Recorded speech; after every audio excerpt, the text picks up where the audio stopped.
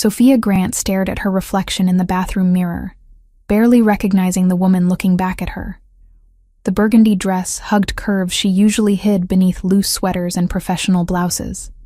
Her chestnut hair fell in soft waves past her shoulders instead of being pulled into its usual tight bun. The mascara made her green eyes look wider, brighter, almost defiant. She had owned this dress for 3 years. Never worn it. Never had a reason to. Tonight wasn't really a reason either, but it was something else. A statement. A goodbye that nobody would understand except her. Her phone sat on the counter beside her makeup bag. The Instagram app was already open. She angled the camera, checked the lighting, and took the photo before she could talk herself out of it. The mirror caught everything. The dress. The confident posture she didn't quite feel. The small smile that said she was moving forward. Her finger hovered over the post button. This was stupid. Childish, even. But 2 years of being invisible had worn her down to nothing, and she needed something, anything, to prove she had existed in his world at all. She typed the caption quickly before logic could intervene. New chapter. Added a sparkle emoji. Posted. The phone lit up immediately with likes from friends, former classmates, the regular customers at the bar where she worked 3 nights a week. Normal people living normal lives, unaware that she had spent the last 24 months trapped in a professional purgatory of her own making. Sophia set the phone down and started removing the makeup. The dress would go back in the closet. Tomorrow she would return to being the woman Anthony Rinaldi saw every Tuesday, Thursday, and Saturday. The competent translator with unremarkable features who processed his Italian documents without asking questions. Except tomorrow was actually the beginning of her last week. 5 more days, then she would board a bus to Boston and start over. The translation agency there had offered her a full-time position with benefits, steady hours, and absolutely no connection to organized crime or men with dark eyes who looked through her like she was furniture. Her phone buzzed. Once, twice, 3 times in rapid succession.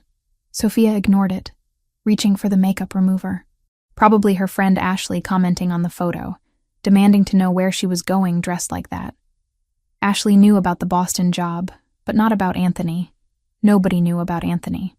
There was nothing to know, really, except that Sophia had made the catastrophic mistake of falling in love with her employer, who treated her with the same warmth he showed his coffee maker. The buzzing stopped. Started again. A phone call this time. She glanced at the screen. Unknown number. Definitely Ashley using a different phone to be dramatic. Sophia declined the call and went back to wiping off her lipstick. Then the banging started. Sharp, insistent knocks on her apartment door that echoed through the small space. Sophia froze, makeup remover wipe pressed against her cheek. She lived alone in a 4th-floor walk-up in a neighborhood that was safe enough but not friendly enough for random visits at 11 at night. Her closest neighbor was an elderly woman who went to bed at 8. The knocking came again. Harder. More demanding. She grabbed her phone, pulled on the oversized cardigan hanging by the bathroom door, and approached the front door carefully. The peephole showed a figure she recognized instantly despite the distortion. Tall, broad-shouldered, wearing the black dress shirt and tailored pants that probably cost more than her monthly rent. Anthony Rinaldi was standing outside her apartment. Sophia's heart slammed against her ribs. In 2 years of working for him, he had never come to her home. She went to his mansion in the nice part of town, sat in his office, translated his documents, collected her payment, and left. That was the arrangement. That was the boundary. He knocked again. Her hands shook as she unlocked the deadbolt. The chain stayed on as she opened the door just wide enough to see him properly. He looked exactly as he did every time she saw him.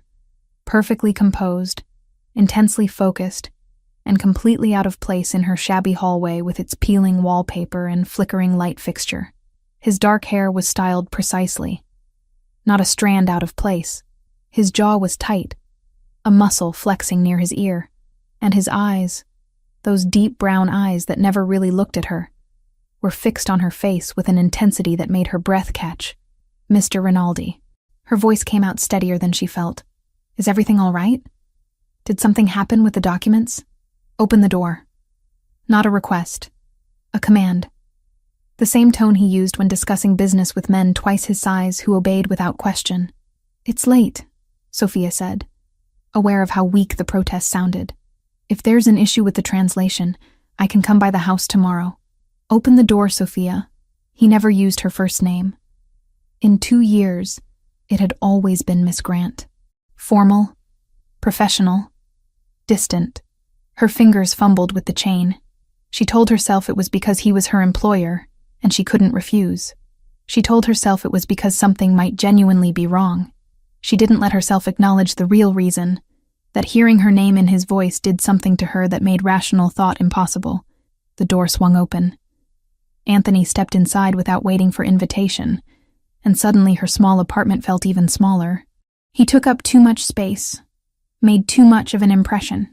The scent of his cologne filled the air, something expensive and woodsy that she had learned to associate with Tuesdays, Thursdays, and Saturdays. He closed the door behind him, locked it. The click of the deadbolt sounded impossibly loud. What were you thinking? His voice was low, controlled, but there was something underneath it that Sophia had never heard before. Something rough. I don't understand. The photo. He pulled out his phone, turned the screen toward her. Her Instagram post glowed in the dim light of her apartment. What were you thinking posting this? Sophia's face heated. That's my personal account. I can post whatever I want. Who's going to see it? My friends. People I know. Nobody who... She stopped, realization dawning. You follow my Instagram? I asked you a question. And I asked you one. Sophia crossed her arms, the oversized cardigan bunching around her wrists. She was still wearing the burgundy dress underneath, suddenly hyper-aware of it. How do you even know my Instagram? I never told you. That's not relevant. It's relevant to me. They stared at each other. Sophia had never challenged him before, never pushed back, never done anything except nod politely and complete her work. 2 years of yes, sir, and right away, and I'll have that done by tomorrow. Anthony's jaw worked. He slipped his phone back into his pocket, then took a step closer. Sophia instinctively stepped back. Her spine hit the wall beside the door. You never wear dresses, he said. The observation came out flat, factual, but his eyes betrayed something else as they traveled down from her face to the burgundy fabric, to where the cardigan hung open. You never wear your hair down. You've been paying that much attention to what I wear? The words escaped before Sophia could stop them. Where were you going? Nowhere. I was home. I am home. Then why? He stopped himself, seemed to be choosing words carefully. Why post a photo like that? Like what? Like you're... Another pause. Like you're available. Sophia laughed. It came out sharp and bitter. Nothing like the quiet professional version of herself she had maintained so carefully. Available? I posted a photo in a dress, Mr. Rinaldi. That doesn't make me available. And even if it did, what exactly would that have to do with you? His eyes snapped back to her face. Delete it. No. Sophia, no. She pushed away from the wall, forced herself to stand straighter even though her knees felt weak. You don't get to show up at my apartment at 11 at night and tell me what to do with my personal life. You're my employer. That's where your authority ends. Were you meeting someone? The question came out harder than the previous ones. Is that why you're dressed like this? Some man who what? Sophia's anger flared hot and bright. 2 years. 2 years of loving him silently, hopelessly, pathetically. 2 years of watching him look through her, past her, around her. And now he was standing in her apartment acting like he had any right to care about what she wore or who she saw. Some man who might actually notice I exist. Some man who might look at me like I'm a person instead of a piece of office equipment. The words hung between them. Sophia's breath came too fast, her heart hammering. She had said too much, revealed too much, destroyed the careful professional relationship she had built. Anthony went very still. His eyes searched her face, and for the first time since she had known him, he looked uncertain. I notice you. No, you don't. Sophia's voice cracked. You notice when your documents are translated incorrectly. You notice when I'm late. You notice when I forget to staple the pages together. But you don't notice me. That's not true. When's my birthday, Mr. Rinaldi? He didn't answer. What's my favorite color? What kind of coffee do I drink? Do I have siblings? Where did I grow up? She fired the questions at him, watching his expression remain blank. You don't know anything about me because you've never asked. Because I'm invisible to you. I have been for 2 years. You're not. I am, and that's fine. That's what you pay me for, really. To be competent and forgettable. To show up, do my work, and disappear. Sophia moved toward the door, hand on the knob.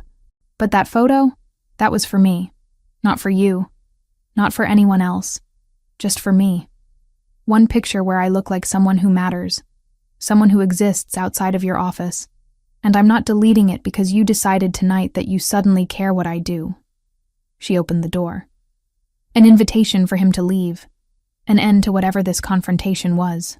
Anthony didn't move. He stood in the center of her small living room, expensive and out of place among her secondhand furniture and fading curtains. His hands curled into fists at his sides, then relaxed. His breathing was controlled but heavier than normal. Close the door, he said quietly. Mr. Rinaldi, Anthony. He took a step toward her. If we're going to have this conversation, use my name. We're not having any conversation. You're leaving. November 7th. Sophia blinked. What? Your birthday. November 7th. You'll be 28. He took another step closer. You drink tea, not coffee. Earl Grey with too much sugar. You have a younger brother named Ryan who's studying engineering in Ohio. You grew up in a small town outside Cleveland. Your favorite color is teal, but you never wear it because you think it makes you look unprofessional. The air left Sophia's lungs. She stood frozen, hand still on the doorknob, staring at him. You translate faster when you're anxious, Anthony continued. His voice was softer now, almost gentle. You bite your bottom lip when you're concentrating. You always arrive exactly 15 minutes early because you're terrified of being late. You organize the documents by date even though I never asked you to. And every single Tuesday, Thursday, and Saturday for 2 years, you've walked into my office wearing clothes that hide everything interesting about you because you think that's what I want. How do you... I notice everything about you, Sophia. Every detail. Every day. He stopped an arm's length away, close enough that she could see the gold flecks in his brown eyes, the faint shadow of stubble along his jaw. I notice you so much that it's become a problem. Her hand fell from the doorknob. Then why did you never say anything? Because noticing you was one thing. Acting on it was something else entirely. His gaze dropped to the burgundy dress again, then back up. And then tonight, I saw that photo. Saw you looking like that, smiling like that, and all I could think was that some other man was going to see it too. Some man who doesn't know that you hate the smell of lilies, or that you read romance novels on the subway, or that you're afraid of heights but pretend you're not. You don't have any right to be jealous, Sophia whispered. I know. You never gave me any indication that you... I know that too. They stood there. The tension so thick Sophia could barely breathe through it. She should tell him to leave. Should close the door literally and figuratively on whatever this was. Should protect herself from the inevitable disappointment. Instead, she heard herself ask, "Why did you tell me to delete the photo?" Anthony's expression shifted.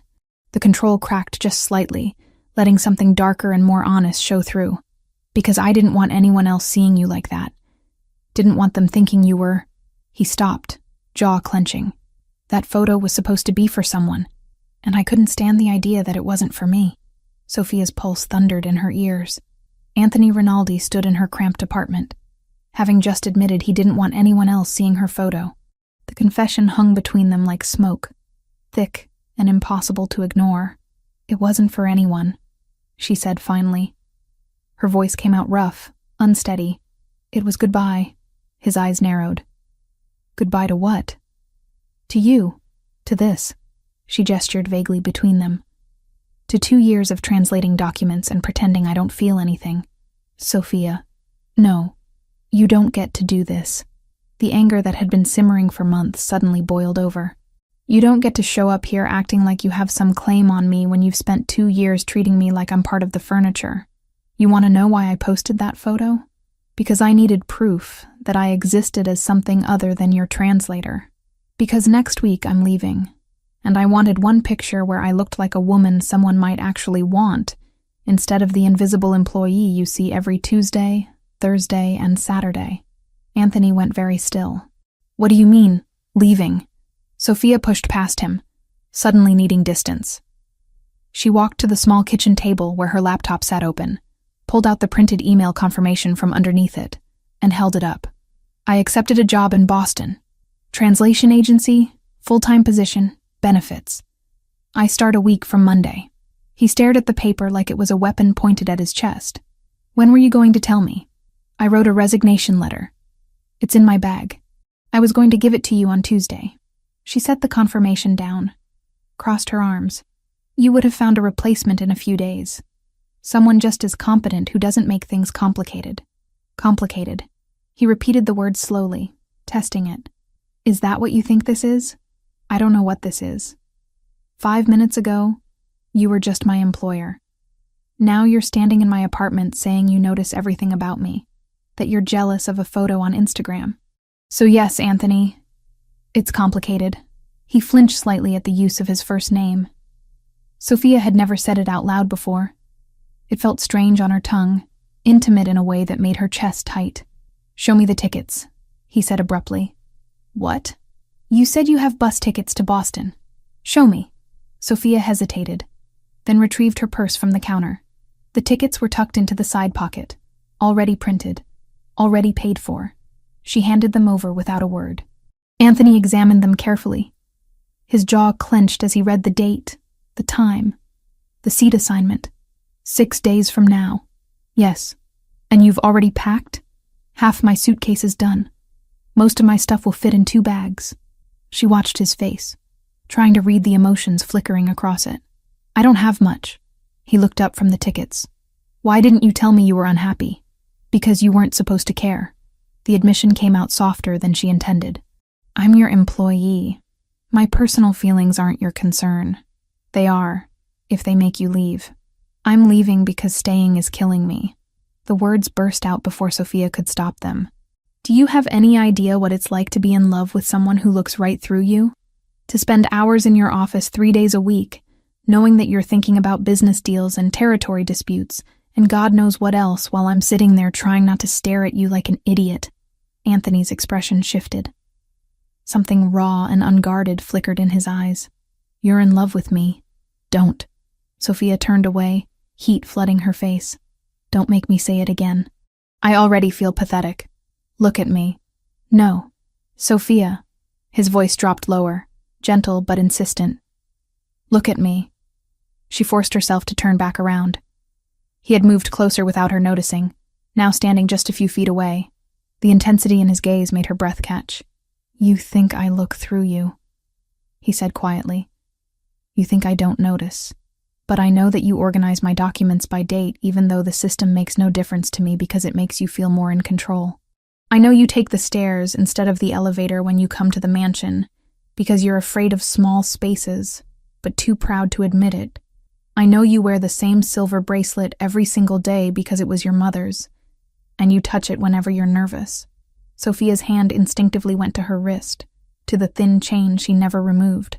How do you... I told you. I notice everything. He took another step closer. I notice when you bite your lip because you're trying not to correct my terrible Italian pronunciation. I notice when you stay late finishing translations because you refuse to leave work incomplete. I notice that you never ask for advances on your payment, even when I can see you're struggling financially. I notice you, Sophia, every damn day for 2 years. Then why? Her voice cracked. Why did you never say anything? Why did you treat me like I was just another employee? Anthony's expression darkened. Because I was trying to protect you. From what? From me. From my life. From everything that comes with being close to someone like me.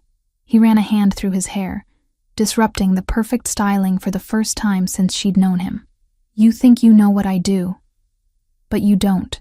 You translate documents about shipping manifests and property acquisitions. You don't see the meetings that happen after you leave. You don't know about the men who would hurt you just to get leverage over me. You're in the mafia. Sophia said it flatly, without judgment. She had suspected for months but never asked. I'm not stupid. I know what some of those documents really mean. Knowing and understanding are different things. Anthony's voice took on an edge. The O'Sullivan family has been watching my movements for the last 6 months. They're Irish, territorial, and they don't like that I've been expanding into areas they consider theirs. They look for weaknesses. They look for people I care about. But you don't care about me. Not officially. I'm just your translator. You think that matters? His laugh was sharp, bitter. They photograph everyone who enters my property regularly. They track patterns. They already know your name, where you live, where you work. If they wanted to use you against me, they could. The only thing keeping you safe is that they think you're insignificant. The words stung more than Sophia expected, so staying invisible keeps me alive. Is that it? That was the idea. Was? Anthony's jaw clenched. I saw your photo tonight, saw you looking like that, dressed like you were going somewhere, living your life. And all I could think was that you were moving forward without me. That in a week, you'd be in Boston starting over, and I'd be here knowing I let you go because it was safer. It is safer, Sophia whispered. I don't care anymore. The admission hung between them. Sophia's heart hammered against her ribs. She wanted to close the distance, to touch him, to do something with the tension crackling in the air. But fear held her frozen. You should care, she said. If what you're saying is true, if being close to you puts me in danger, then this, she gestured helplessly between them. This is a terrible idea, probably the worst one I've ever had. Anthony moved closer still, close enough that Sophia could feel the heat radiating off him. But seeing that photo broke something in me. Knowing you were leaving broke something else. I spent 2 years being rational, keeping my distance, doing the right thing. And it didn't matter. You're still leaving. You still fell in love with me. The O'Sullivans still know who you are. All I did was waste 2 years I could have spent actually being with you. Sophia's breath came faster. You can't just decide now that you want me. You can't show up here and expect... I'm not expecting anything. He stopped just inches away. I'm asking. Stay in New York. Let me protect you properly. Not from a distance. Let me... He stopped. Seemed to struggle with the words. Let me try to be what you need. What about what you need? Sophia forced herself to hold his gaze. You said it yourself. People close to you become targets. Are you really willing to risk that? Or is this just jealousy talking? Because in a few days, you'll remember why you kept your distance. And I'll be right back to being invisible, except this time it'll hurt more, because I'll know you almost wanted me. Something flickered across Anthony's face. Pain, maybe. Or regret. You think this is just jealousy. I don't know what else it could be. You went 2 years without... I went 2 years fighting this. His voice dropped to something raw and honest. Every time you walked into my office, I had to remind myself why touching you was a bad idea. Why asking about your day would lead to caring more than I should. Why offering you more money or better working conditions would make you a more obvious target. I built walls between us because the alternative was pulling you into my world and watching something happen to you. But now you're leaving anyway. He reached up slowly, giving her time to pull away, and brushed a strand of hair behind her ear. His fingertips grazed her cheek. Now I'm realizing that protecting you by staying away didn't actually protect you. It just meant I missed 2 years of this. Sophia's skin burned where he'd touched her. She should step back. Should maintain the professional distance they'd kept for so long. Should remember that this man was dangerous in ways that went beyond the obvious attraction pulling her toward him. Instead, she found herself asking, 2 years of what? Knowing what your hair feels like. Whether you'd lean into my touch or pull away. His hand moved to cup her jaw, thumb brushing across her cheekbone. Whether that photo on Instagram was even close to how beautiful you look in person.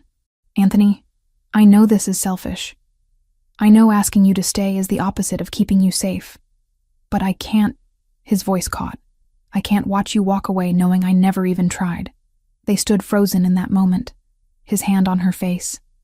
Their breathing synchronized. Sophia could feel her resolve crumbling. 2 years of loving him from a careful distance, and now he was here. Touching her, saying things she'd imagined 1,000 times but never believed would be real. "This is a bad idea," she whispered. "Yes. You're going to hurt me. I'll try not to. That's not a promise." "No," Anthony agreed. "It's not, but it's honest." Sophia closed her eyes, felt the weight of the decision pressing down on her. Boston meant safety. A fresh start. A life without complications. Staying meant danger she couldn't fully understand. A relationship that might not survive the world he lived in. And the very real possibility of getting her heart shattered. But it also meant having him. Actually having him, instead of just wanting him from across a desk. She opened her eyes. Anthony was watching her with an intensity that stole her breath. Waiting, not pushing. Giving her the choice he'd taken away by keeping his distance for 2 years. "The tickets are non-refundable," she said finally. His expression didn't change. "I'll buy you new ones, whenever you want to leave. The job offer is good. Stable salary, benefits. I'll match it. Double it if that's what it takes." "That's not—" Sophia stopped, shook her head. "You can't just throw money at this and make it okay. Then tell me what would make it okay." His thumb traced her jawline. "Tell me what you need. I need you to mean it." The words came out barely above a whisper. "I need this to be more than just jealousy over a photo. More than wanting something you can't have. Because if I stay, if I let myself believe this is real, and then you wake up next week and remember all the reasons you kept your distance." Her voice broke. "I won't survive that." Anthony's free hand came up to frame her other cheek, holding her face gently between his palms. "I've wanted you since the 3rd time you walked into my office. You were wearing a gray sweater, and you corrected a translator error that would have cost me $50,000. You didn't even realize you'd saved me money. You just wanted the work to be perfect." Sophia's heart stuttered. "That was 2 years ago. I know. You never said anything. I'm saying it now." He leaned closer, forehead nearly touching hers. "I'm saying I notice you. I want you. And if you stay, I'll spend every day proving that this isn't about jealousy or control or any of the other things you think it might be. What if the O'Sullivans? Then I'll handle them. But you don't get to use them as an excuse to run." His voice gentled. "If you want to go to Boston because you don't feel the same way anymore, because I waited too long and you're done, I'll understand. But if you're running because you're scared of getting hurt, you should know." He paused.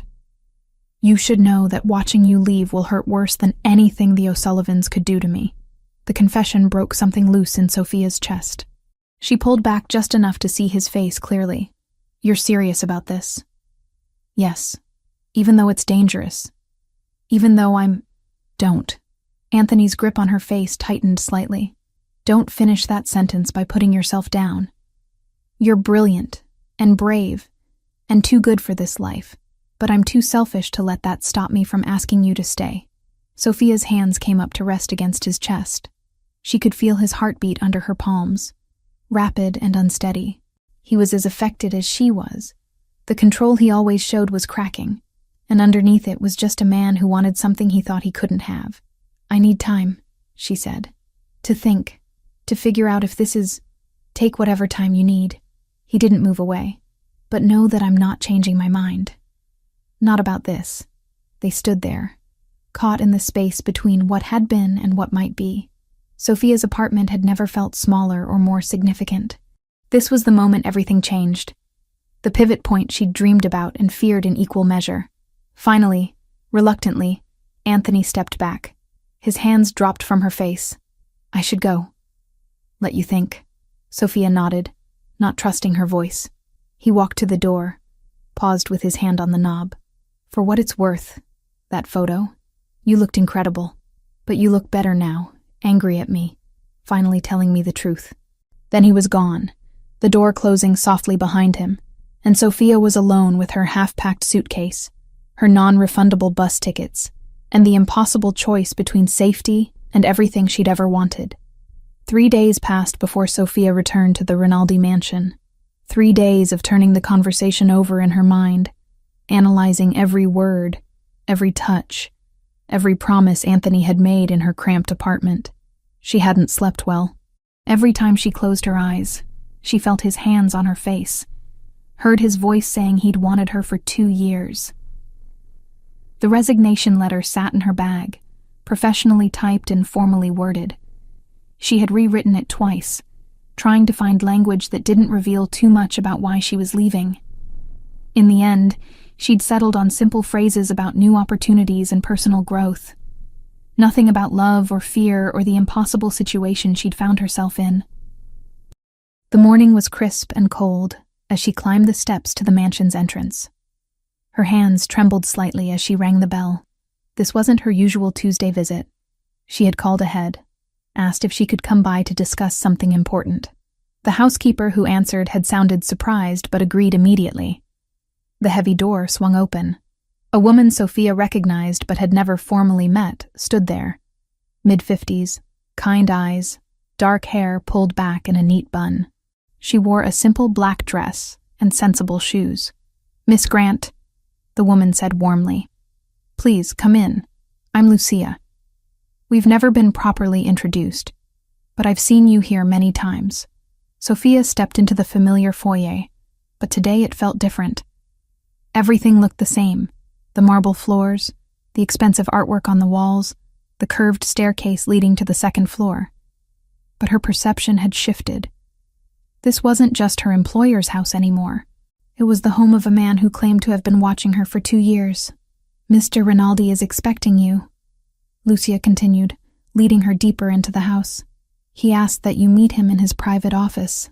That was new.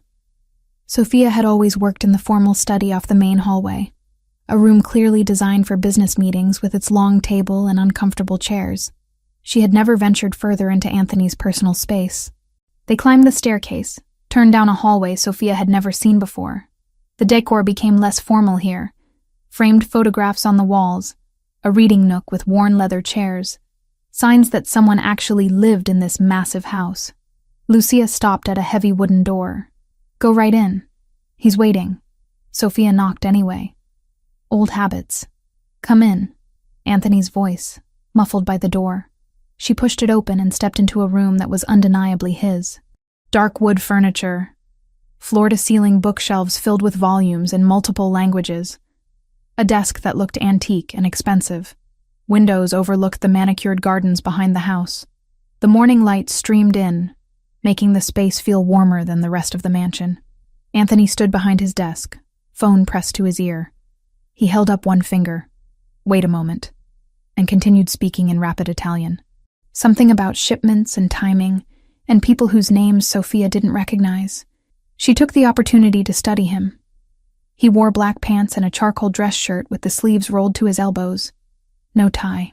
His hair was slightly less perfect than usual, like he'd been running his hands through it. Dark circles under his eyes suggested he hadn't been sleeping well either. He ended the call, set the phone down, and looked at her properly. His expression was guarded, giving nothing away. "You came. I said I would." Sophia pulled the resignation letter from her bag, held it up. "I brought this. It's official now." Anthony's jaw tightened, but he didn't reach for the letter. "Before you give me that, I need to show you something. Anthony, please." He gestured to the chair across from his desk. 5 minutes. Then you can hand me that letter and walk away if you still want to." Sophia hesitated, then sat. The leather chair was comfortable, clearly used regularly. She wondered how many business deals had been negotiated from this exact spot. Anthony opened a drawer, pulled out a manila folder, and placed it on the desk between them. He didn't open it immediately. Instead, he watched her face carefully. "What I'm about to show you will change how you see this situation," he said quietly. "Once you know, you can't unknow it. Are you sure you want to see? You're trying to scare me. I'm trying to be honest." He pushed the folder toward her. "Open it." Sophia's hands shook slightly as she picked up the folder. Inside were photographs. Surveillance photos, clearly taken with a telephoto lens from a distance. The first one showed the front of the Rinaldi mansion. The second showed her walking down the front steps, translation bag over her shoulder, wearing the gray sweater she'd worn last Tuesday. Her stomach dropped. "When was this taken?" "Last week. Keep looking."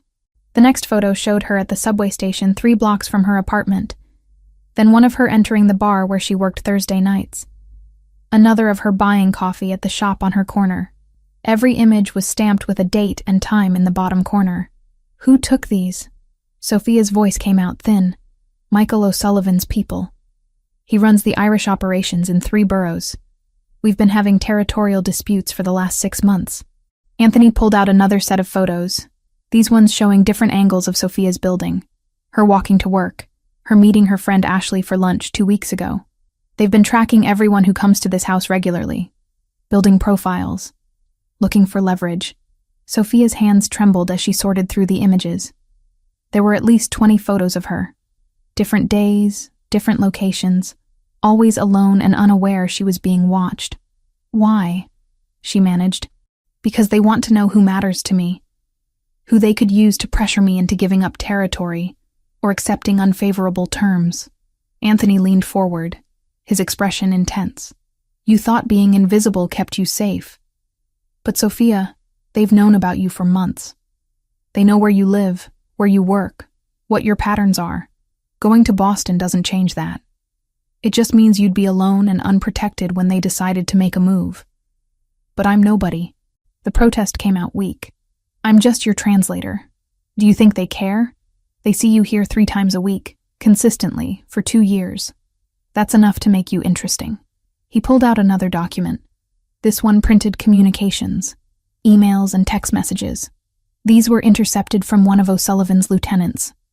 Read the highlighted sections. Sophia's eyes scanned the page. Phrases jumped out at her. Rinaldi's translator. Comes every Tuesday, Thursday, Saturday. Vulnerable access point. Recommend escalation within 2 weeks. The room tilted slightly. Sophia gripped the edge of the desk, forcing herself to breathe steadily. They're planning something. Yes.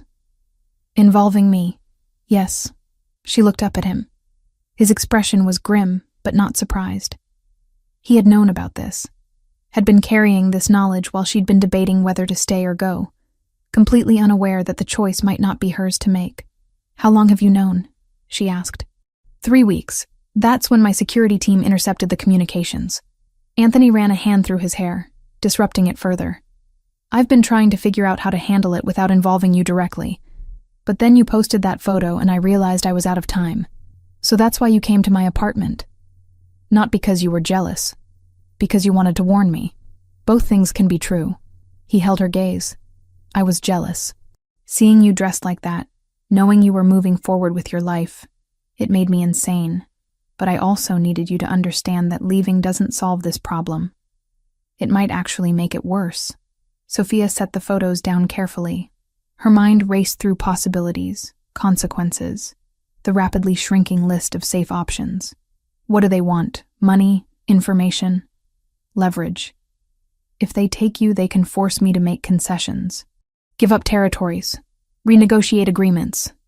Maybe even step down from certain operations. Anthony's voice was steady, almost clinical, but his hands had curled into fists on the desk. They won't kill you. You're more valuable alive. But they would hurt you, scare you, use you to break me. The casual way he said it made everything feel surreal. Sophia had known abstractly that Anthony was involved in dangerous business. She had translated enough documents to understand that his operations existed in legal gray areas at best. But hearing him talk about kidnapping and leverage and hurting her as tactical moves in some larger game made it horrifyingly real. I called the agency in Boston this morning, she said suddenly. Before I came here, I told them I couldn't accept the position. Anthony's expression shifted. Why? Because you were right. Running away doesn't solve anything. And because... She stopped, gathered her courage. Because I spent 3 days trying to convince myself I could walk away from you, and I couldn't. I've been in love with you for too long to suddenly stop just because it's complicated. Something in his face softened. You turned down the job. I turned down the job, she confirmed. Before I saw any of this, before I knew about the O'Sullivans or the photos or the threat, I made that choice because I wanted to stay, not because I felt trapped. Sophia, but now I need to know what staying actually means. She gestured at the photos spread across his desk. You said I'm in danger. How do we fix that? Anthony stood, walked around the desk until he was standing directly in front of her. I can protect you. Real protection. Not the distant kind where I pretend you don't matter. But it means changes. Security following you. Living somewhere more secure. Potentially living here until we resolve the O'Sullivan situation. Here? In your house? In the guest wing. Separate entrance, separate living space. You'd have privacy but also protection. Round-the-clock security, controlled access, everything monitored. He crouched down so they were at eye level. I know it sounds extreme, but these people don't make idle threats. That communication said within 2 weeks. We're already 3 days into that window. Sophia's breath came faster. This was more than complicated. This was her entire life changing overnight. For how long? Until we neutralize the threat. I'm working on a meeting with O'Sullivan, trying to reach a territorial agreement that makes this unnecessary. But until that happens, I need to know you're safe. And what am I to you while I'm living here? The question came out sharper than she intended. Am I still just your translator? Your employee who happens to need protection? Or are we... She couldn't finish the sentence. Anthony reached up, cupped her face the same way he had in her apartment. You're the woman I've been in love with for 2 years. The woman I was too afraid to claim because claiming you meant putting you at risk. But you're at risk anyway now. So I'm asking, let me protect you properly. Let me be with you the way I should have been from the start. Before Sophia could respond, a knock sounded at the door. Anthony pulled back, frustration flashing across his face. Come in.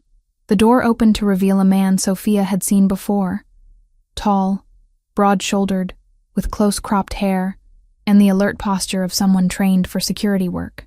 Anthony's driver, though she suspected that was only part of his actual job. Boss? The man said.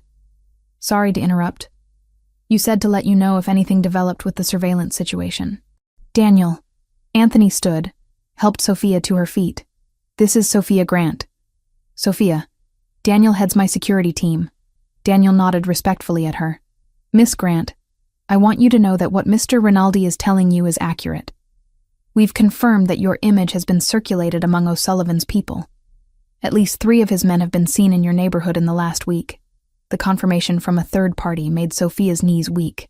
This wasn't just Anthony trying to manipulate her into staying. This was real threat, real danger, real people watching her life. 3 men, she repeated numbly. We've identified 2 of them. Low-level enforcers, nothing sophisticated. But their presence means O'Sullivan is serious about this. Daniel's expression was sympathetic, but professional. Mr. Rinaldi's offer of protection is the best option you have right now. Sophia looked between them. Anthony with his intense gaze and barely controlled emotion. Daniel with his matter-of-fact assessment of her danger. Everything she had built, every careful boundary she had maintained was crumbling. If I stay, she said slowly, if I accept this protection and move into the guest wing, I need something from you. Anything, Anthony said immediately. Honesty, complete honesty. No more pretending you don't care to keep me safe. No more distance for my own good. If we're doing this, if I'm trusting you with my life, I need to know exactly where I stand with you, not what's convenient or strategic. The truth. Anthony took her hands, held them firmly. The truth is, I should have done this 2 years ago. The truth is, I'm terrified of what might happen to you because of me. The truth is, I'm also too selfish to let you walk away now that I finally have the chance to be with you. And the truth is, he paused, something vulnerable flickering across his face. The truth is, I love you. I'm in love with you. And if you let me, I'll spend every day proving that this isn't about control or convenience. It's about not losing the best thing that's ever walked into my life. Sophia's eyes burned. She squeezed his hands, anchored herself to the solid warmth of him. Okay, I'll stay. I'll accept the protection. I'll move into the guest wing. She managed a shaky smile. I'll let you prove you mean all of this. The tension in Anthony's shoulders released. He pulled her closer, pressed his forehead against hers. Thank you. Daniel cleared his throat politely. I'll coordinate moving Miss Grant's belongings. We should do it today, before anyone notices the change in pattern. Do it, Anthony said without looking away from Sophia. Whatever she needs, make it happen. As Daniel left, closing the door behind him, Sophia allowed herself to sink into Anthony's embrace. Her resignation letter still sat on the desk, unread, and now unnecessary. The photos of her surveillance spread across the surface like evidence of how thoroughly her life had already been invaded. This wasn't the choice she had imagined making, but standing there in Anthony's arms, feeling safer than she had in days despite the danger surrounding them, Sophia realized something important. Sometimes love meant choosing the complicated path. Sometimes it meant walking toward the danger instead of away from it. And sometimes being seen, really, truly seen, was worth the risk.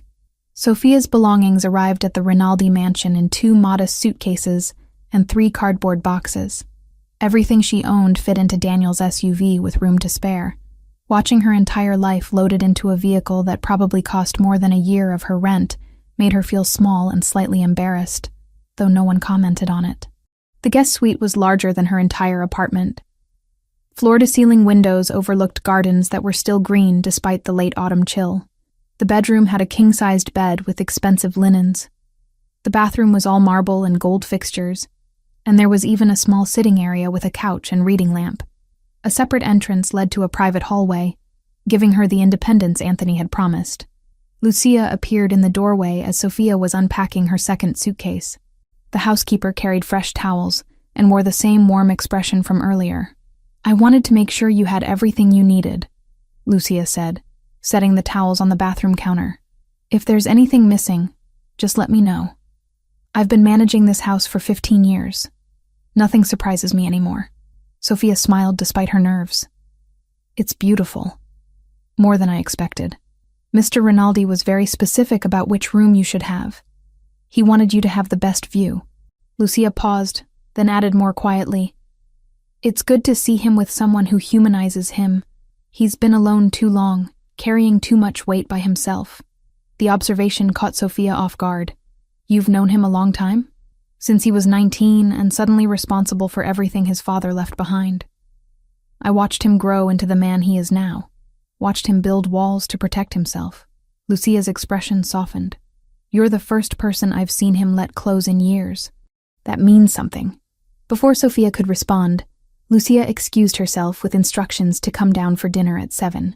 Sophia finished unpacking in a daze, hanging her modest wardrobe in a closet designed for someone with far more clothing. Her romance novels looked out of place on the expensive bookshelves. Her worn laptop sat awkwardly on the elegant desk. Her phone buzzed on the edge of the desk, the screen flashing a name that made her stomach twist. Ashley. She'd ignored her for too long. Missed calls, frantic messages. That familiar, stubborn persistence that had once felt comforting and now felt dangerous. Ashley didn't know about Anthony. She didn't know about surveillance photos or men with quiet eyes who memorized routines. She only knew Sophia had promised Boston, promised a fresh start, and then disappeared. Sophia picked up the phone and forced her hands to steady. Ordinary words. Safe words. "Ash, I'm okay. The Boston job changed at the last minute. I took a short-term private contract, and I'm staying on site for a while. It's secure, and I'm not supposed to have my phone on much. Please don't worry. I'll call you as soon as I can. I promise." She hit send and immediately hated how thin it sounded, but thin was better than true. A reply came almost at once. "You scared the hell out of me. Call me. Tonight." Sophia's throat tightened. Tonight was impossible. But she could give Ashley something that wasn't a lie. "Soon," she typed, and then added, "I love you. I'm sorry." This wasn't her world, but it was the world she'd chosen. The first 2 days passed in strange limbo. Sophia woke in luxury she wasn't accustomed to, wandered the parts of the house she was allowed to access, and tried not to feel like an imposter. Anthony was polite but distant, clearly giving her space to adjust. They spoke briefly at breakfast, exchanged pleasantries when they passed in hallways, but the intensity from his office had been carefully packed away. It made Sophia want to scream. She hadn't moved here for politeness. She'd moved here because he'd claimed to love her, because he'd promised honesty, because she was tired of dancing around what they both wanted. On the third evening, Anthony found her in the library. She'd discovered the room that afternoon. Walls of books in multiple languages, comfortable chairs, a fireplace that someone had already lit against the cold. She was curled up reading when he knocked on the doorframe. "Mind if I join you?" he asked. Sophia looked up from her book. He'd changed from his usual dress shirt into something more casual, dark jeans and a fitted sweater that emphasized his build. His hair was slightly disheveled, and he looked more relaxed than she'd seen him since she'd moved in. "It's your house," she said. "It's your space now, too." He settled into the chair across from hers, maintaining careful distance.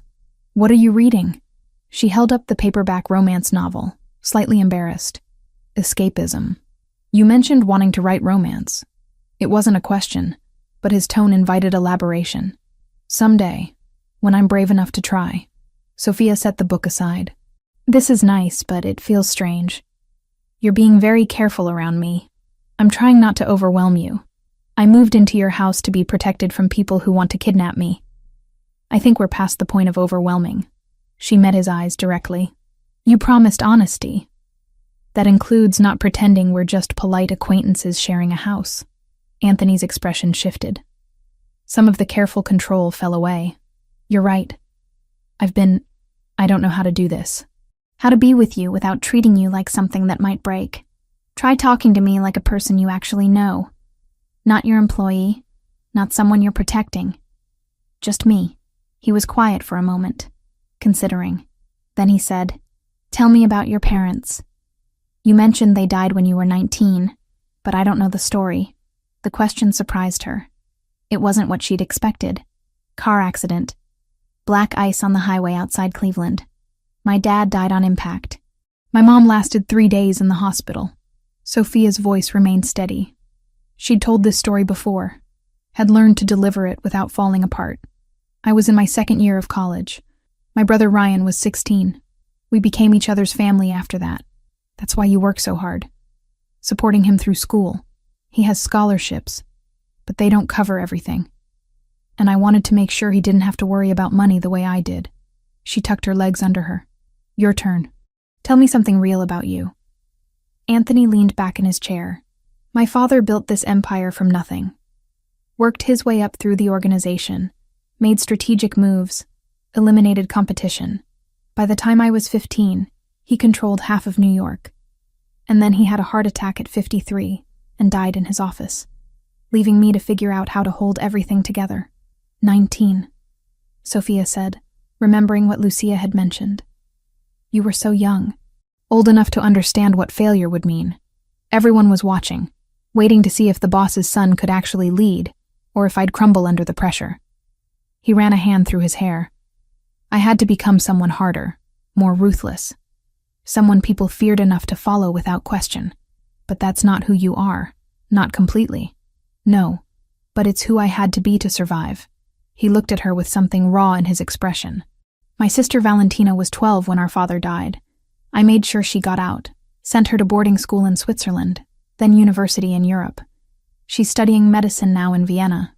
We video call every week, and she has no idea about most of what I actually do." Sophia absorbed this. "You protected her by keeping her distant. Same strategy I tried with you. Worked better with her because she was young enough not to question it."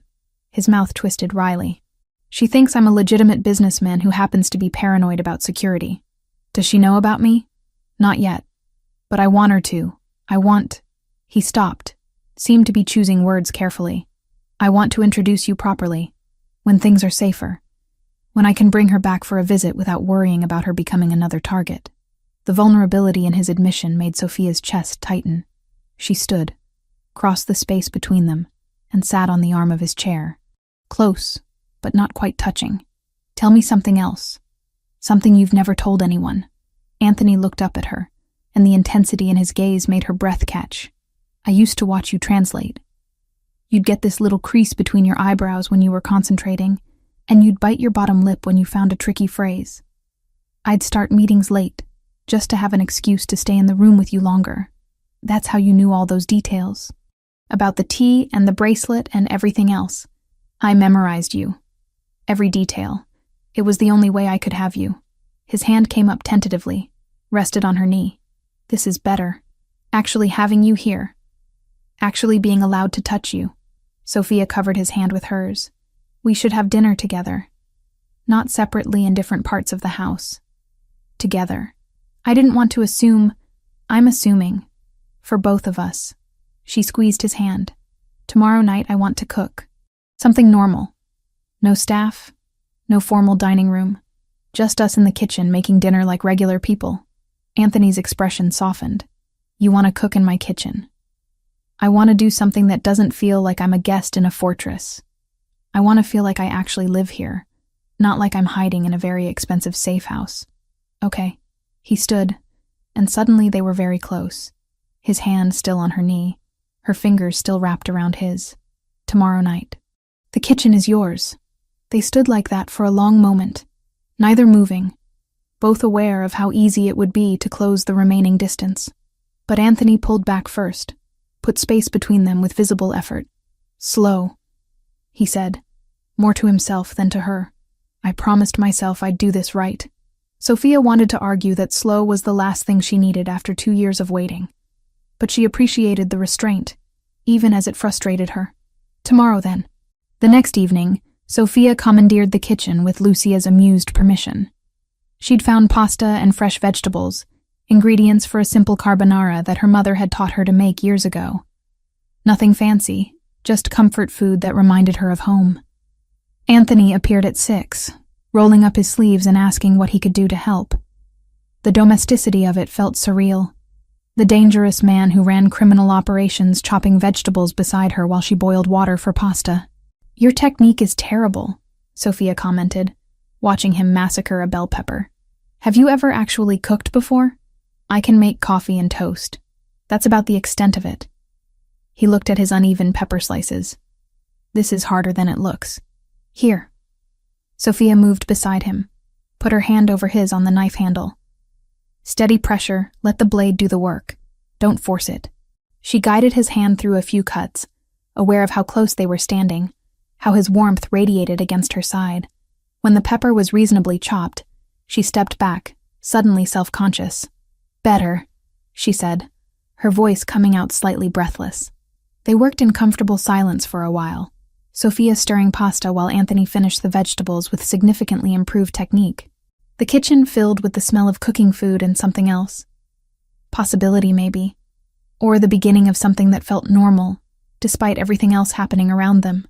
I talked to Ryan yesterday, Sophia said while draining the pasta. I told him I moved. How did he take it? He was suspicious. Asked a lot of questions about why I suddenly needed to live somewhere more secure. She mixed the pasta with the sauce, added the vegetables Anthony had prepared. I couldn't exactly tell him the truth. That my employer is in the mafia and his rivals want to kidnap me. So I said I was house-sitting for a friend who travels a lot. Does he know about me? About how you feel? Sophia plated the food, buying time before answering. He knows I was in love with someone who didn't seem to notice me. I talked about it once when I'd had too much wine on a video call. He told me to quit my job and find someone who appreciated me. Smart brother. He also said that anyone who couldn't see how amazing I was didn't deserve me. She handed Anthony his plate. His exact words. They sat at the kitchen island, rather than the formal dining room. The space felt intimate, informal, like they were actually two people getting to know each other, rather than employer and employee navigating a complicated situation. This is really good, Anthony said after the first bite. Where did you learn to cook like this? My mom. She grew up in an Italian neighborhood in Cleveland, learned from her grandmother. I used to help her every Sunday. Sophia twirled pasta around her fork. It's one of the few things I have left of her. The recipes, the techniques, muscle memory from being in the kitchen together. My mother cooked too. Traditional Italian dishes that my father loved. She'd spend all day preparing meals for his business associates. Anthony's expression went distant. She died when I was 8. Cancer. After that, we had staff to handle meals. My father never wanted to eat in the kitchen anymore. Said it reminded him of her too much. Sophia set down her fork, reached across to touch his hand. I'm sorry. That's young to lose a parent. Young to lose both of them. His fingers curled around hers. We both know what that's like.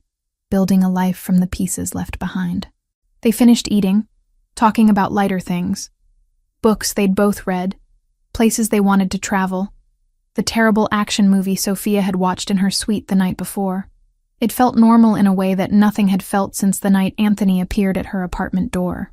When they were done, Sophia started washing dishes despite Anthony's protest that staff would handle it. "I need to do something normal," she insisted. "Let me wash dishes like a regular person." He joined her at the sink, drying plates as she handed them over. They worked side by side, shoulders occasionally brushing, creating a rhythm that felt practiced despite being new. Sophia reached for a knife at the same moment Anthony did. Their hands collided, fingers tangling. They both froze. The moment stretched. Sophia looked up at Anthony, found him staring down at her with an intensity that made her heart stutter. His hand turned over under hers, palm pressing against palm. His thumb brushed across her knuckles. "Sophia," he said quietly. Just her name, but it sounded like a question and a prayer all at once. She couldn't breathe, couldn't think, could only feel the warmth of his hand against hers, the proximity of his body, the way he was looking at her like she was the only thing in the world that mattered. Anthony's free hand came up to her waist, pulled her gently toward him. She went willingly, heart hammering, aware they were crossing a line they'd been dancing around for days. His forehead lowered to rest against hers. "Tell me to stop," he whispered. "I don't want you to stop." He kissed her. Finally, after 2 years of distance and 3 days of careful restraint, Anthony kissed her. It was slow at first, testing, giving her space to pull away. But when she leaned into him, when her hands came up to grip his shirt, the kiss deepened. Sophia had imagined this moment countless times. None of her fantasies compared to the reality. His mouth on hers, his hands pulling her closer, the way he kissed her like she was precious and necessary and his. They broke apart, breathing hard, foreheads still pressed together. Anthony's hands framed her face, thumbs stroking her cheekbones. "I've wanted to do that for so long," he said roughly. Before Sophia could respond, a sharp knock sounded at the kitchen door. They sprang apart as Lucia entered, professional mask in place, though her eyes sparkled with knowing amusement. "I'm very sorry to interrupt," she said, not sounding sorry at all. "But Daniel is here. He says it's urgent and needs to speak with Mr. Rinaldi immediately." The warmth drained from Anthony's expression, replaced by cold focus. "Where is he?" "Your office. He said it's about the situation you've been monitoring." Anthony's jaw clenched. He looked at Sophia, frustration and regret warring in his eyes. "I need to go," Sophia said, trying to sound steadier than she felt. "It's fine." He hesitated, then kissed her forehead quickly.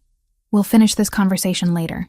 Then he was gone, striding out of the kitchen with the purposeful gait of someone heading into battle. Lucia gave Sophia a sympathetic look before following him out, leaving Sophia alone with dirty dishes and the lingering warmth of a kiss that had been 2 years in the making. She could hear raised voices from the direction of Anthony's office. Not the words, just the tone. Urgent, angry, tense. Whatever Daniel had discovered, it wasn't good news. Sophia dried the remaining dishes mechanically, her mind racing. One perfect moment of normalcy, and reality had crashed back in. This was her life now. Stolen kisses in kitchens interrupted by security threats. Romance complicated by danger. A relationship built in the spaces between crisis management. She finished cleaning up, turned off the lights, and headed back to her suite. Anthony never came back to finish their dinner. The kitchen stayed empty, and whatever Daniel had told him kept him occupied for the rest of the night. Lying in bed later, Sophia touched her lips, remembering the kiss. Remembering the way Anthony had looked at her like she was everything. Whatever came next, whatever threat Daniel had reported, at least she had that moment. At least now she knew what it felt like to actually be wanted by him. The question was whether they'd get enough moments like that to make everything else worthwhile. Sophia woke with her heart pounding and no idea why. For a second she thought it was a nightmare, the kind that evaporated as soon as she opened her eyes. Then she realized she was already sitting halfway up in bed, fingers fisted in the sheets, breath coming in short, sharp pulls that scraped her throat. The room was dark. Too dark. The heavy curtains blocked out most of the city glow, turning the guest suite into a box of shadows. The only light came from the digital clock on the nightstand, its red numbers glaring 3:08 a.m. into the gloom. She listened. At first she heard nothing but the rush of blood in her ears and the whisper of the HVAC system. The mansion always hummed with quiet, expensive life, hidden vents, silent security systems, all the invisible machinery that made the place run. Tonight the sound made her skin crawl. Then she heard it. A sharp, distant crack. Not loud, but wrong. Not part of the normal soundtrack of a sleeping house. It sounded like glass under stress, like a branch snapping, like something brittle being pushed past its limit. She held her breath. Another crack. Closer this time. Clean and high and ugly. Her body reacted before her brain fully caught up. She swung her feet out of bed, heart slamming against her ribs, and slid off the mattress. The wood floor was cold under her bare soles. Somewhere in the back of her mind, rational Sophia whispered that this was ridiculous, that she was safe in one of the most secure houses in New York, that rich people probably had weird noises all the time. The rest of her was already moving. She reached for her phone on the nightstand, fingers clumsy with sleep and fear. Her thumb hovered over Anthony's name in her recent calls. The door to her suite exploded inward. Sophia screamed, or tried to. The sound tangled in her throat, but it wasn't a stranger in the doorway. Anthony filled the frame, bare-chested, barefoot, wearing dark sweatpants and an expression she had never seen on his face before. Stripped, lethal focus. His gaze swept the room once and zeroed in on her exact location in the dark. "Down," he snapped. "Now." She didn't have time to move. He crossed the room in 3 strides. The window disintegrated. The first bullet punched through the glass with a scream, shards spraying inward in a glittering arc. Sophia saw it in a frozen slice of time. The window exploding, the curtain jerking, the faint flash from outside. And then Anthony hit her. He slammed into her with his full weight, arms wrapping around her waist as he drove them both to the floor. The impact knocked the air out of her lungs. Her shoulder clipped the side of the bed, pain flaring down her arm, but he twisted mid-fall, taking the worst of it himself, dragging her under him. They hit the rug hard. The breath whooshed out of her chest. Before she could inhale, his hand was at the back of her head, pressing her face into the thick fabric, shielding her skull from the floor. The second shot followed the first. This one hit the headboard with a sickening crack. Splinters rained down. A third, a fourth, a fifth punched into the bed, the wall, the dresser. Each gunshot detonated inside her bones, turning her insides to ice. "Don't move," Anthony growled into her hair. "Sophia, do not move." He wasn't lying on her. He was on top of her, his entire body a shield. She could feel every line of him. Solid chest pressed along her back, thighs pinning her legs to the floor, one forearm braced beside her head, the other arm cinched across her middle. The weight should have been suffocating. But the only thing she registered was the fact that there was now an entire, very large man between her and the window. Something pinged off the nightstand. The lamp shattered, plunging the room into absolute darkness. The icy November air rushed through the destroyed glass, carrying the sharp burn of gunpowder and the faint scent of wet grass from the lawn outside. Her mind tried to insist this wasn't real, that she was still in her crappy apartment, waking from a bad dream, that shooting in mansions only happened in movies, and the violent corners of the internet she consciously avoided. Another burst of gunfire obliterated that illusion. The mattress above them jerked and tore as bullets slammed into it, feathers and stuffing raining down on them in a choking cloud. Sophia's fingers dug into the rug. She wanted to clamp her hands over her ears, to block out the sound, but Anthony had both of her arms pinned beneath his chest. All she could do was stare at the tiny patch of rug directly in front of her face and try to remember how to breathe. The shots stopped as suddenly as they'd started. Silence sprawled huge and heavy over the room, broken only by the ragged sound of their breathing and the faint rattle of shattered glass settling. Sophia's ears rang. Somewhere far away, she heard a dog barking, then the muffled echo of men shouting, short, sharp commands, feet pounding over grass and stone. The security team, she realized distantly. They were moving, responding, doing the jobs Anthony paid them to do. "Stay down," he said again, voice low and steady right next to her ear. "You don't move until I say." She nodded against the rug. Her throat was too tight for words. He shifted slightly, and she felt him reach toward the nightstand with one hand, stretching above them. Wood scraped. Something clacked.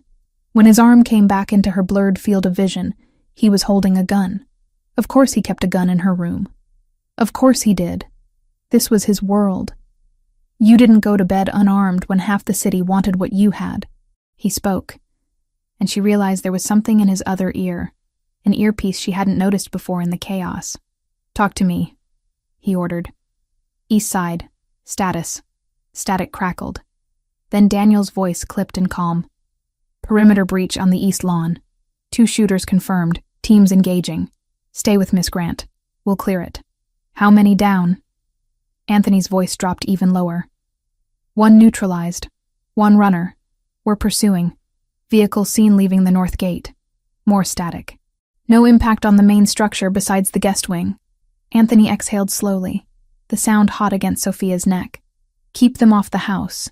I want eyes on every angle. No one gets near this room." "Copy." The voices faded as Daniel switched channels. Anthony kept his body over hers for another long minute, listening, waiting. Sophia counted his heartbeats against her back, the rhythmic thud somehow keeping her anchored to reality. Footsteps pounded down the hallway. This time they were inside, the muffled thunder of boots on polished floors. The door to her suite, already hanging broken, was shoved fully open. "Clear," someone called. "Boss, it's us." Anthony finally shifted. He rolled just enough to take his weight off her completely and pushed himself up onto one knee, keeping his body between her and the window. The gun trained on the darkness beyond the shredded curtains. "Front," Daniel said from the doorway, breathless but controlled. "We've got you." Sophia turned her head just far enough to see him, framed by 2 members of the security team in dark clothes, weapons ready. Their eyes swept the room, taking in the destroyed window, the ripped mattress, the bullet holes, the 2 bodies on the floor. "Any hits inside?" one of the men asked, voice tight. Anthony shook his head. "She's okay." It took Sophia a second to realize he was including himself in that assessment, even though she could see, even through the dimness and the adrenaline, a darker patch on his left forearm where blood soaked into his skin. "We need to move you both." Daniel stepped cautiously around the glass, coming closer. "This room is compromised. Safe room until we finish the sweep." Anthony shifted his weight and finally looked down at her fully. The control on his face didn't match his eyes. His eyes were wild, terrified and furious, and relieved all at once. "Can you stand?" he asked. She tried to sit up. Her muscles trembled badly. When she pushed herself upright, her shoulder screamed in protest, a hot line of pain reminding her of where she'd hit the bed frame. The rest of her body felt weirdly distant, as if it belonged to someone else. "I think so," she managed.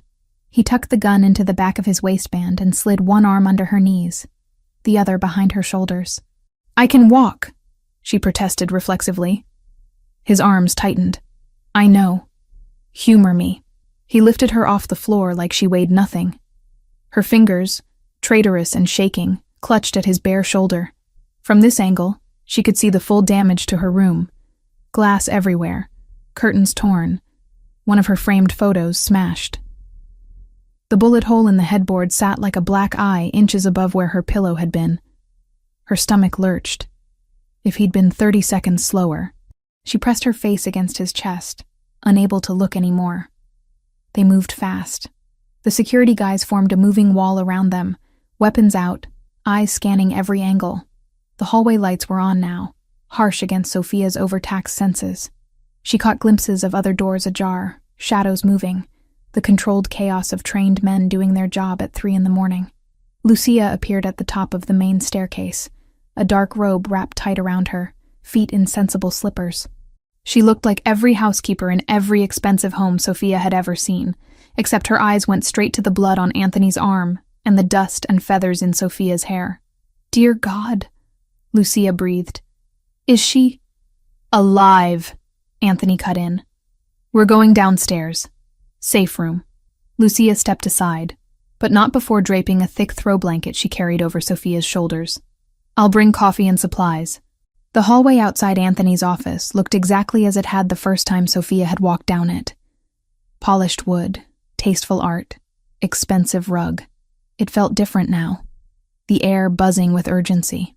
Anthony set her down in the office just long enough to free his hand to open the hidden door. Sophia watched, dazed, as a section of bookshelf clicked and swung inward, revealing a steel door that looked like it belonged in a bank vault. He entered a code, pressed his thumb to a small panel, and the locking mechanism disengaged with a heavy final sound.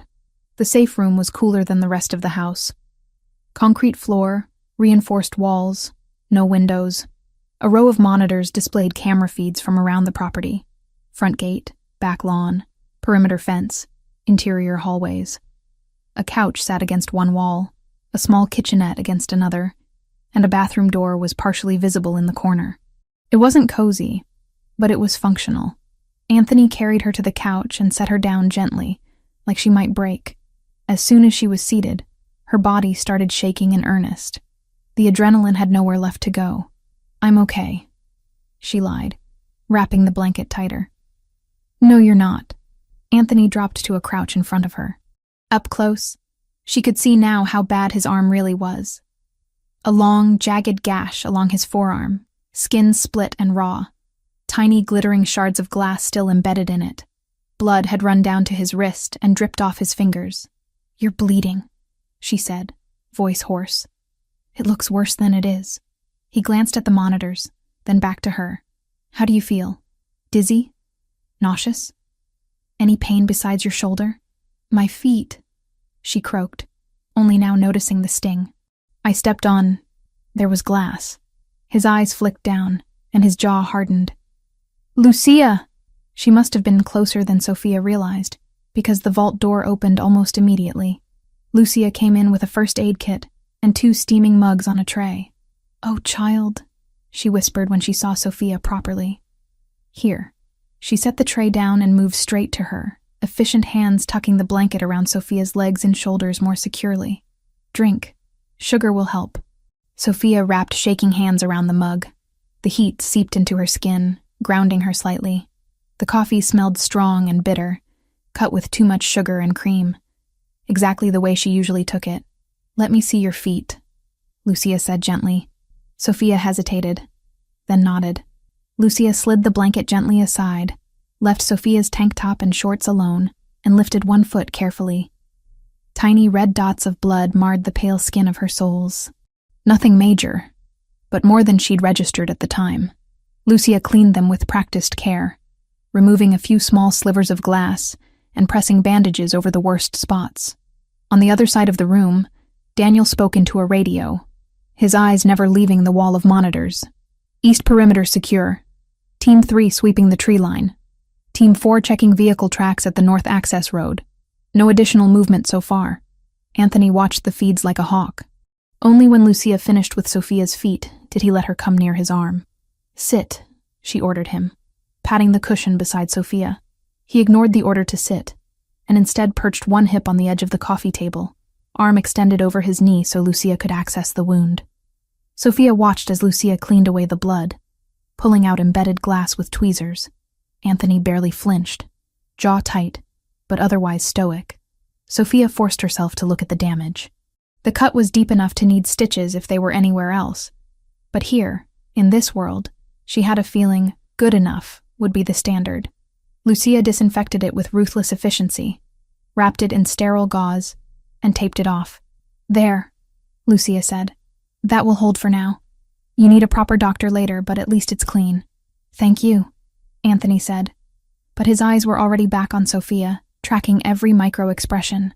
Lucia poured more coffee, set it within reach, then lightly squeezed Sophia's shoulder. "You're safe in here. The walls are reinforced steel. No one can get through without Mr. Rinaldi's code." Safe. The word felt strange and heavy. Anthony moved back to the couch, this time sitting right beside Sophia, not touching, but close enough that their knees brushed when she shifted. He picked up his own mug, but didn't drink. His bandaged hand shook once, barely visible, before he pressed it against his thigh to still it. "Talk to me," he said quietly. "What's going on in your head?" "Bullets," she said before she could filter it. "I keep seeing that hole above my bed. It's right where my head was when I went to sleep." His jaw tightened. "I know. If you hadn't been in the hall..." Her voice broke, breath catching. "How did you even get there in time?" He exhaled slowly, like he'd been expecting that question. "I couldn't sleep. Security sent me an updated report before midnight. Something in it bothered me. Nothing concrete, just... My instincts wouldn't shut up." Sophia forced herself to focus on him. "So you were awake?" "Yes." He looked briefly at the monitors, then back at her. "I walked the east wing, checked the doors, the windows, the camera feeds. Your door. I didn't like that your room has an external exposure. You already said that before I moved in," she whispered. "That it wasn't as safe. And I moved you there anyway because I thought the security grid was enough." His gaze darkened. "That was my mistake. You didn't pull the trigger." "No." His voice turned flint hard. "But I put you in that room." Sophia took another sip of coffee. The trembling in her hands had lessened, but it was still there, just beneath the surface. Her shoulder throbbed in time with her pulse. Her feet stung dully under the bandages. "I don't understand how they got that close," she said. "Isn't this place impossible to get into?" "It's very difficult," Anthony corrected. "Not impossible. Especially if someone on the outside has help from someone on the inside." Sophia's stomach dropped. "You mean one of your people?" "Maybe. Or someone bribed a contractor months ago when we did renovations. Or someone got hold of old blueprints." He rubbed his jaw with his uninjured hand. "Daniel is finding out which one." "But they knew enough to avoid certain cameras and hit a blind angle. And they knew which window was mine." "Yes, because they've been watching." "Because they've been watching," he confirmed quietly. She studied his face. Beneath the iron control, the anger, the cold focus, there was something else. Something raw. Fear. Not generalized fear. Targeted, specific fear for her. "You were more scared for me than for yourself," she realized aloud. His eyes met hers. "Of course. You didn't even think. You just ran in there and threw yourself on top of me. That's the job. I'm not your job." The words came out sharper than she intended. His mouth twitched, not quite a smile. "No," he said. "You're not." They stared at each other. Everything that had been simmering between them since the selfie night, since before that, sat in the air. Undeniable now, impossible to shove back into the tidy box of employer-employee. On the monitors, the security teams moved like dark chess pieces across the property. Daniel reported that the shooter they'd dropped on the east lawn was being contained, that the runner had vanished into the dark, but that they had tire tracks and a direction. "It's a miracle you're both alive," Lucia murmured quietly, as she refilled their cups. Sophia flinched at the word. Miracle. It felt like too much, like jinxing it. "I brought her here to protect her," Anthony said. The statement was low, almost more to himself than to Lucia or Sophia. And the first real test of that protection, they get a shooter under her window. "You also got to her in time," Lucia pointed out. "You got to her before the third shot. You kept her from being dragged out of that bed while she was still asleep. That was you too." A muscle in his jaw jumped. "Not good enough." Sophia set her mug down carefully. "Anthony," he looked at her like he was bracing for a blow. "You can't make the shooters appear out of thin air and then blame yourself because they exist," she said. "You didn't invite them. You didn't put the gun in their hands. You got between them and me. I put you in this world," he countered. "I made you part of this by letting you stay. You made me part of this when you started having me in your house 3 days a week," she corrected softly. "When I became part of your routine. When they started taking pictures of me walking out of this door with that bag on my shoulder. The moment I stepped onto this property, I was in it. More than you wanted to admit." He said nothing, but his eyes told her she'd hit the mark. "You offered me a way out," she continued. "You said you could disappear me somewhere they'd never think to look. New name, new life. I did. And you'll still do that if I ask." Yes. His voice didn't waver. Even more so now. The room felt very small. Above them, the massive house, the grounds, the city pulsed along, unaware that everything had shifted for the people behind this steel door. "I'm not deciding that tonight," she said finally. "I can't. My brain is still stuck on the sound of my window being blown apart. That's fair. But I need you to hear something." She forced herself to look him straight in the eye. "I knew there would be danger when I chose to stay. I didn't know it would be like this, but I knew it wouldn't be simple or safe. I stayed anyway.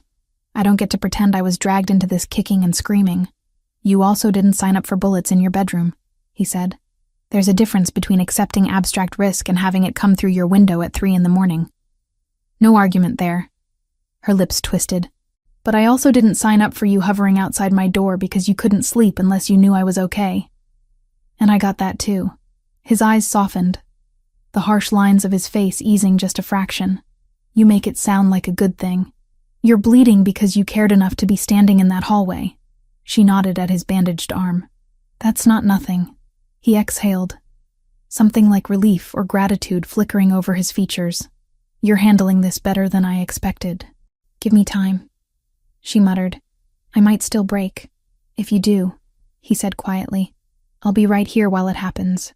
An odd calm settled over her at that. Not because the danger had passed. It hadn't. But because there was something solid next to her in this concrete box. Someone who had already proven what he would do when things went bad. Lucia busied herself at the kitchenette, pretending to give them privacy. Daniel's voice murmured updates into his radio. The monitors showed the ground slowly emptying of scrambling figures as teams finished their sweeps and returned to their posts. Eventually, the shaking in Sophia's hands dulled to a fine tremor instead of a violent quake. Her shoulders still throbbed, but bearably. Bone-deep exhaustion crept in, heavy and undeniable. "You should try to sleep," Anthony said, noticing the way she struggled to keep her eyes open. "In here."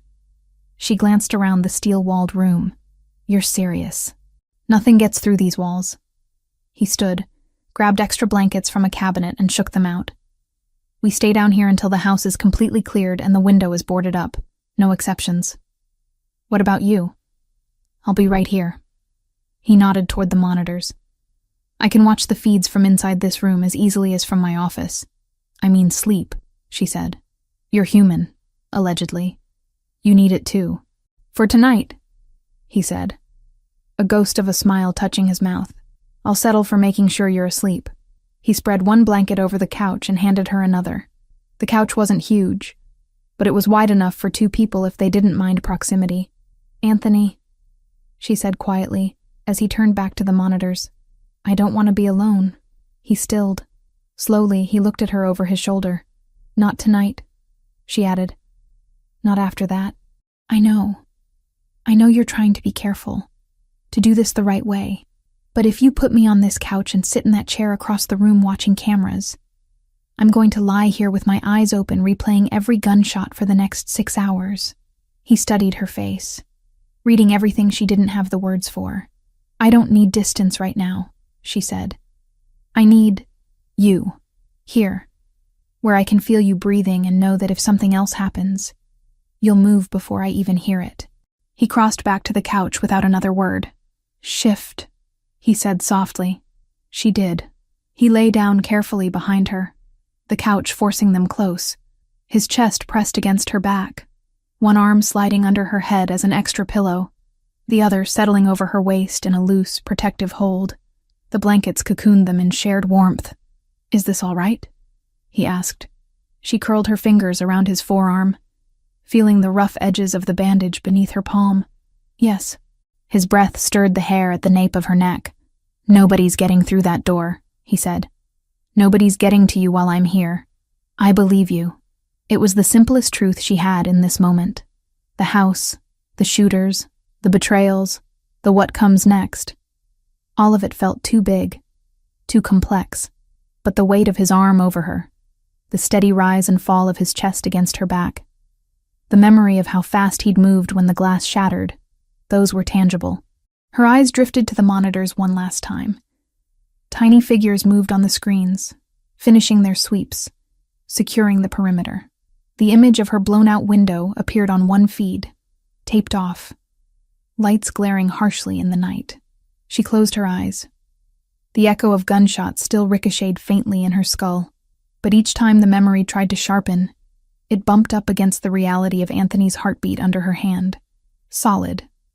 Relentless. Present. She didn't know what she would decide in the morning, whether this was a life she could live with, whether love was enough to make this level of danger bearable. For now, in this steel box underground with a mafia boss wrapped around her like a shield, she let herself do the one thing her body had been fighting since the glass first broke. She slept. Sophia woke to the low murmur of male voices and the quiet hum of electronics. For a moment, she didn't remember where she was. The couch under her felt wrong, too narrow to be a bed, the air cooler than a bedroom should be. Then she registered the metal tang in the room, the faint glow of multiple screens, and the heavy weight draped over her waist. Anthony. They were still in the safe room. His arm held her snug against him, forearm banded across her middle, palm resting flat just under her ribs. His body was a solid line of warmth at her back, chest rising and falling slowly. At some point during the night, her hand had curled around his injured forearm, fingers resting just above the edge of the bandage. No additional movement on the east side, Daniel was saying quietly from somewhere near the monitors. Team's report clear. We've doubled the rotation on outside posts. No one in or out without visual ID and voice confirmation.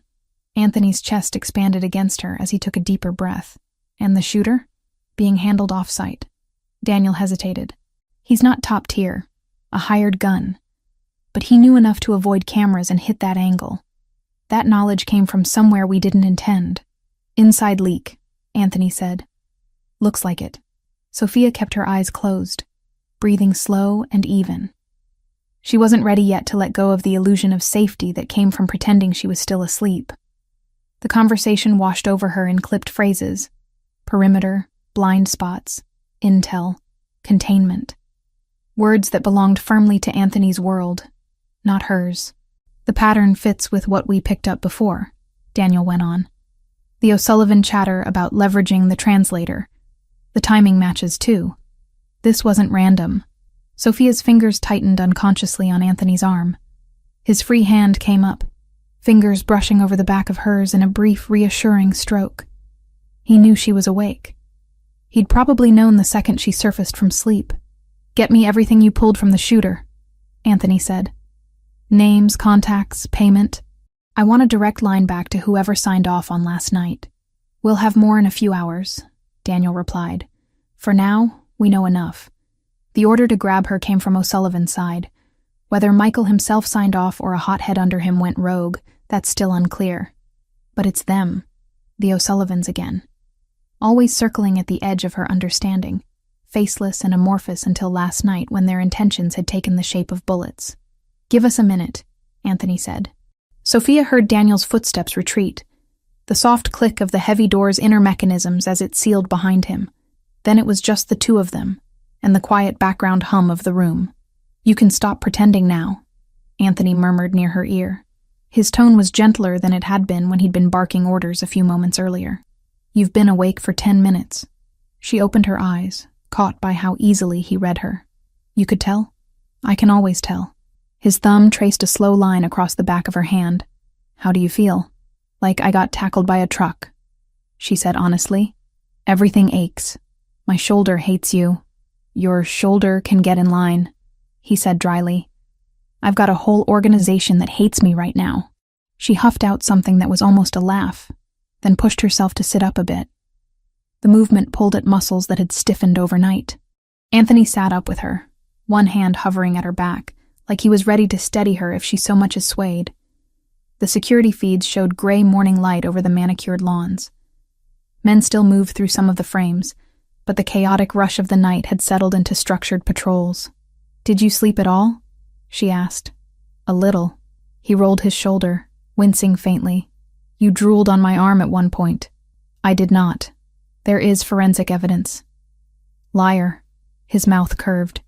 Okay, you didn't, but you snore when you're really out. I absolutely do not.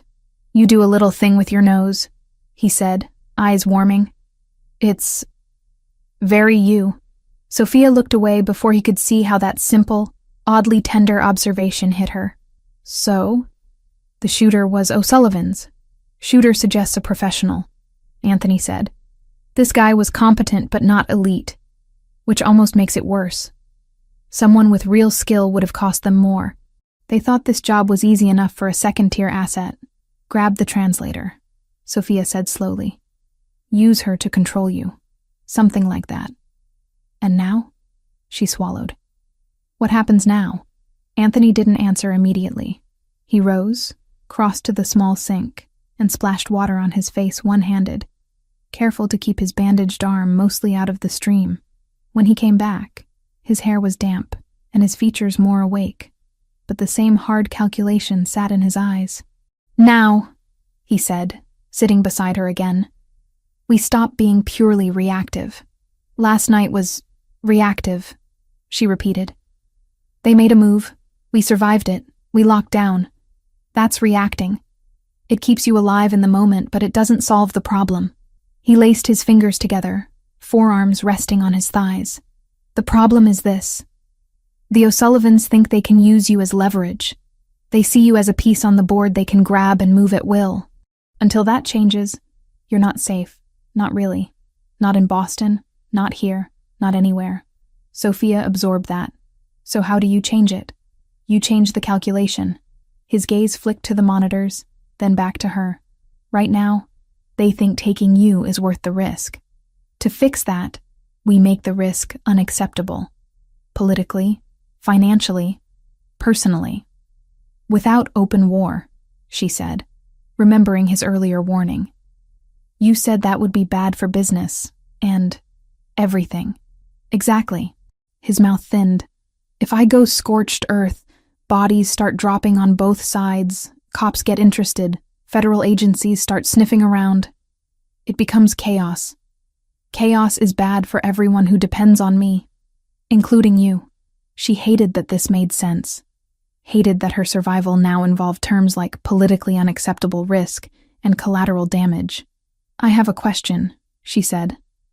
Those men last night, if they'd gotten in, would they really have taken me alive? Yes. No hesitation. Killing you outright wastes the leverage.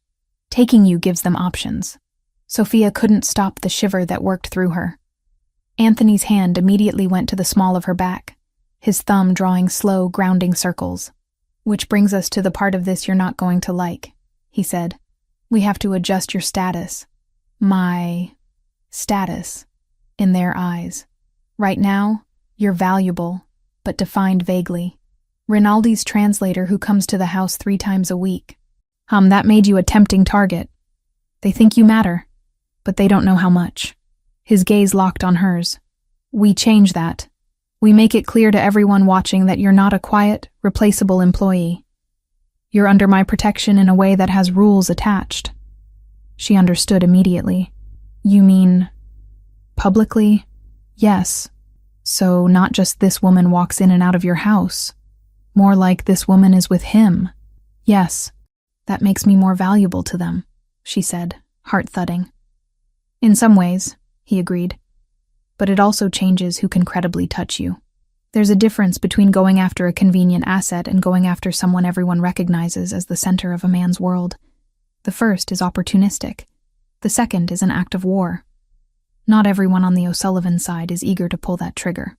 Sophia thought of the phrase from the intercepted messages he'd shown her.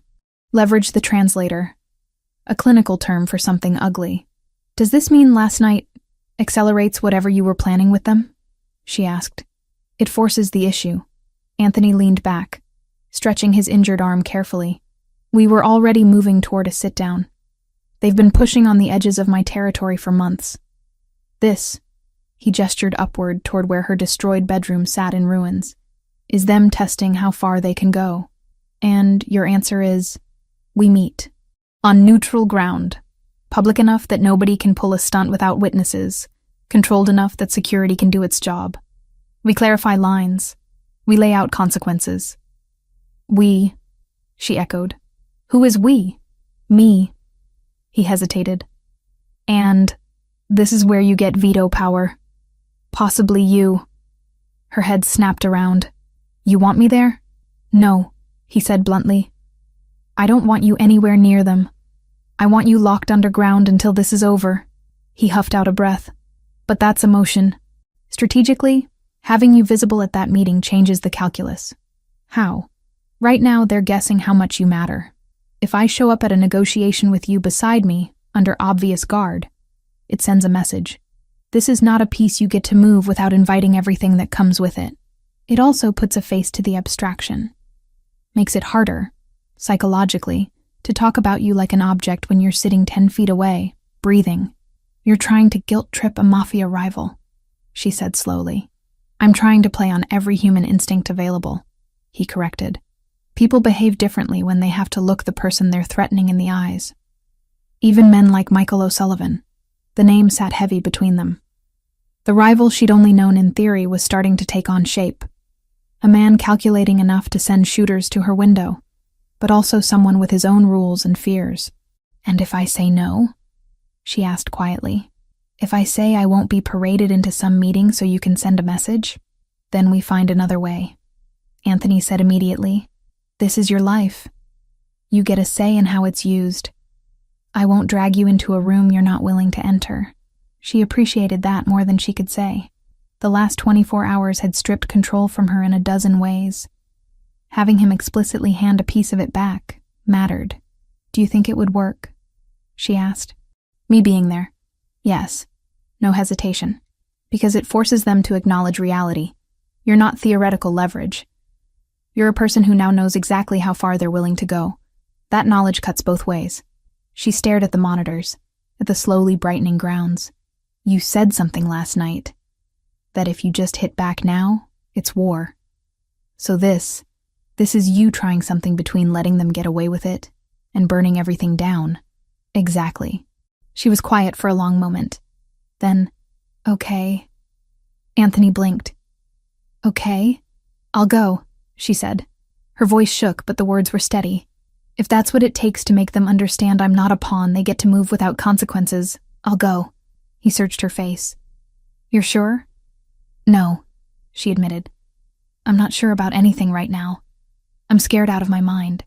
But I also know I don't want to spend the rest of my life hiding in safe rooms waiting for someone else to decide I'm done being useful.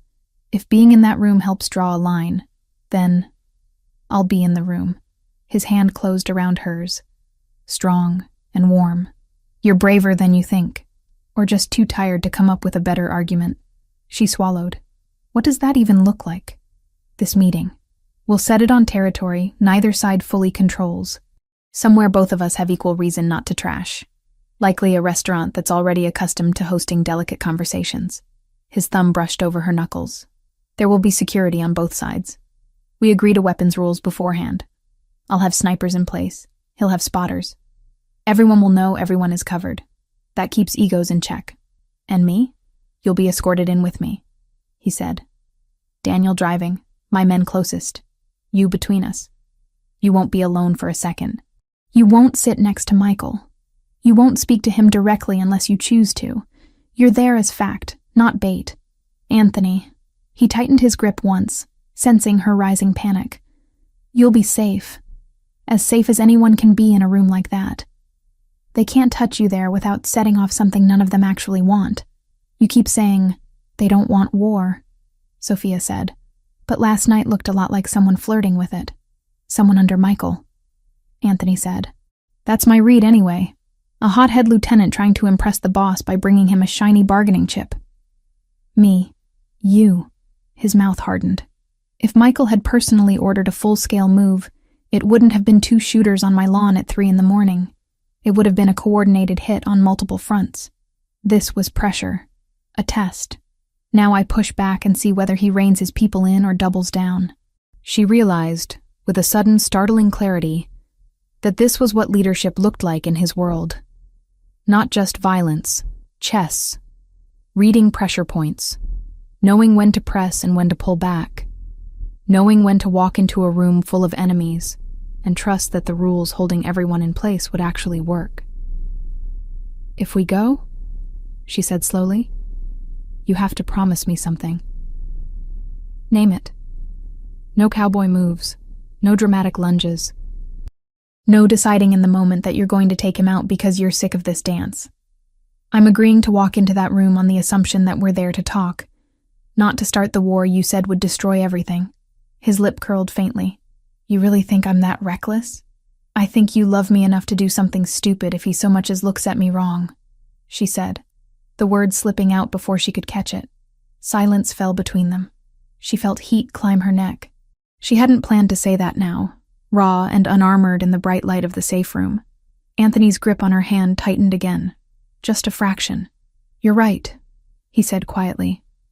I do, and I won't. No cowboy moves. No first shots from our side. We go in with the intent to leave with fewer enemies than we walked in with.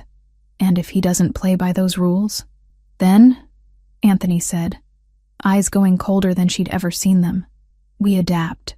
But I won't drag you into that room as cover for something I intend to do anyway. That's not who I am. She searched his face. Believed him. The inner door clicked again. Daniel stepped in, tablet in hand. Sorry to interrupt, he said. We've got more from the shooter, and I've put feelers out toward O'Sullivan. He's already heard about last night.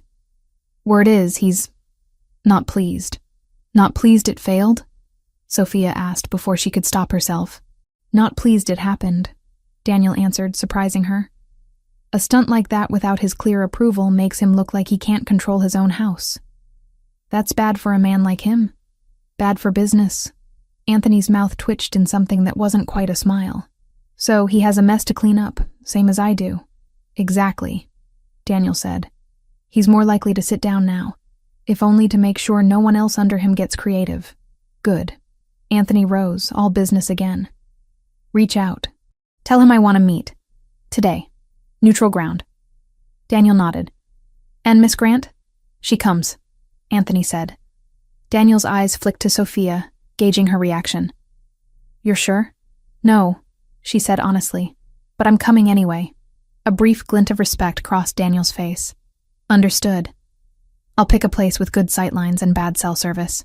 When Daniel left again, Anthony turned back to her. We have a few hours before anything happens. Try to rest if you can. Eat. Shower. We'll move you to an interior room to change. No windows. No more windows for me, she said weakly. Not for a while, he agreed. Interior walls only. She let him help her stand. Her legs felt unsteady, but they held, as they stepped out of the safe room into his office. The house felt different. Less like a fortress, more like a held breath. Upstairs, somewhere behind plaster and paint, her old room sat in ruins, bullet holes in the walls and shattered glass ground into the rug. Ahead of her, a future that now included walking into a private negotiation with a man whose people had tried to steal her from her bed. Between those two realities walked Anthony, one step ahead, his bandaged arm hanging at his side, his shoulders squared.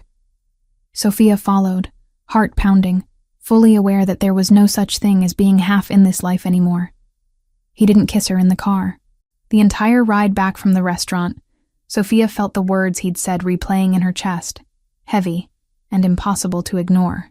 In the private room with Michael O'Sullivan, under too bright lights and too many eyes, Anthony had said it like an undeniable fact, that he loved her, that she wasn't leverage, that touching her would be treated as an act of war.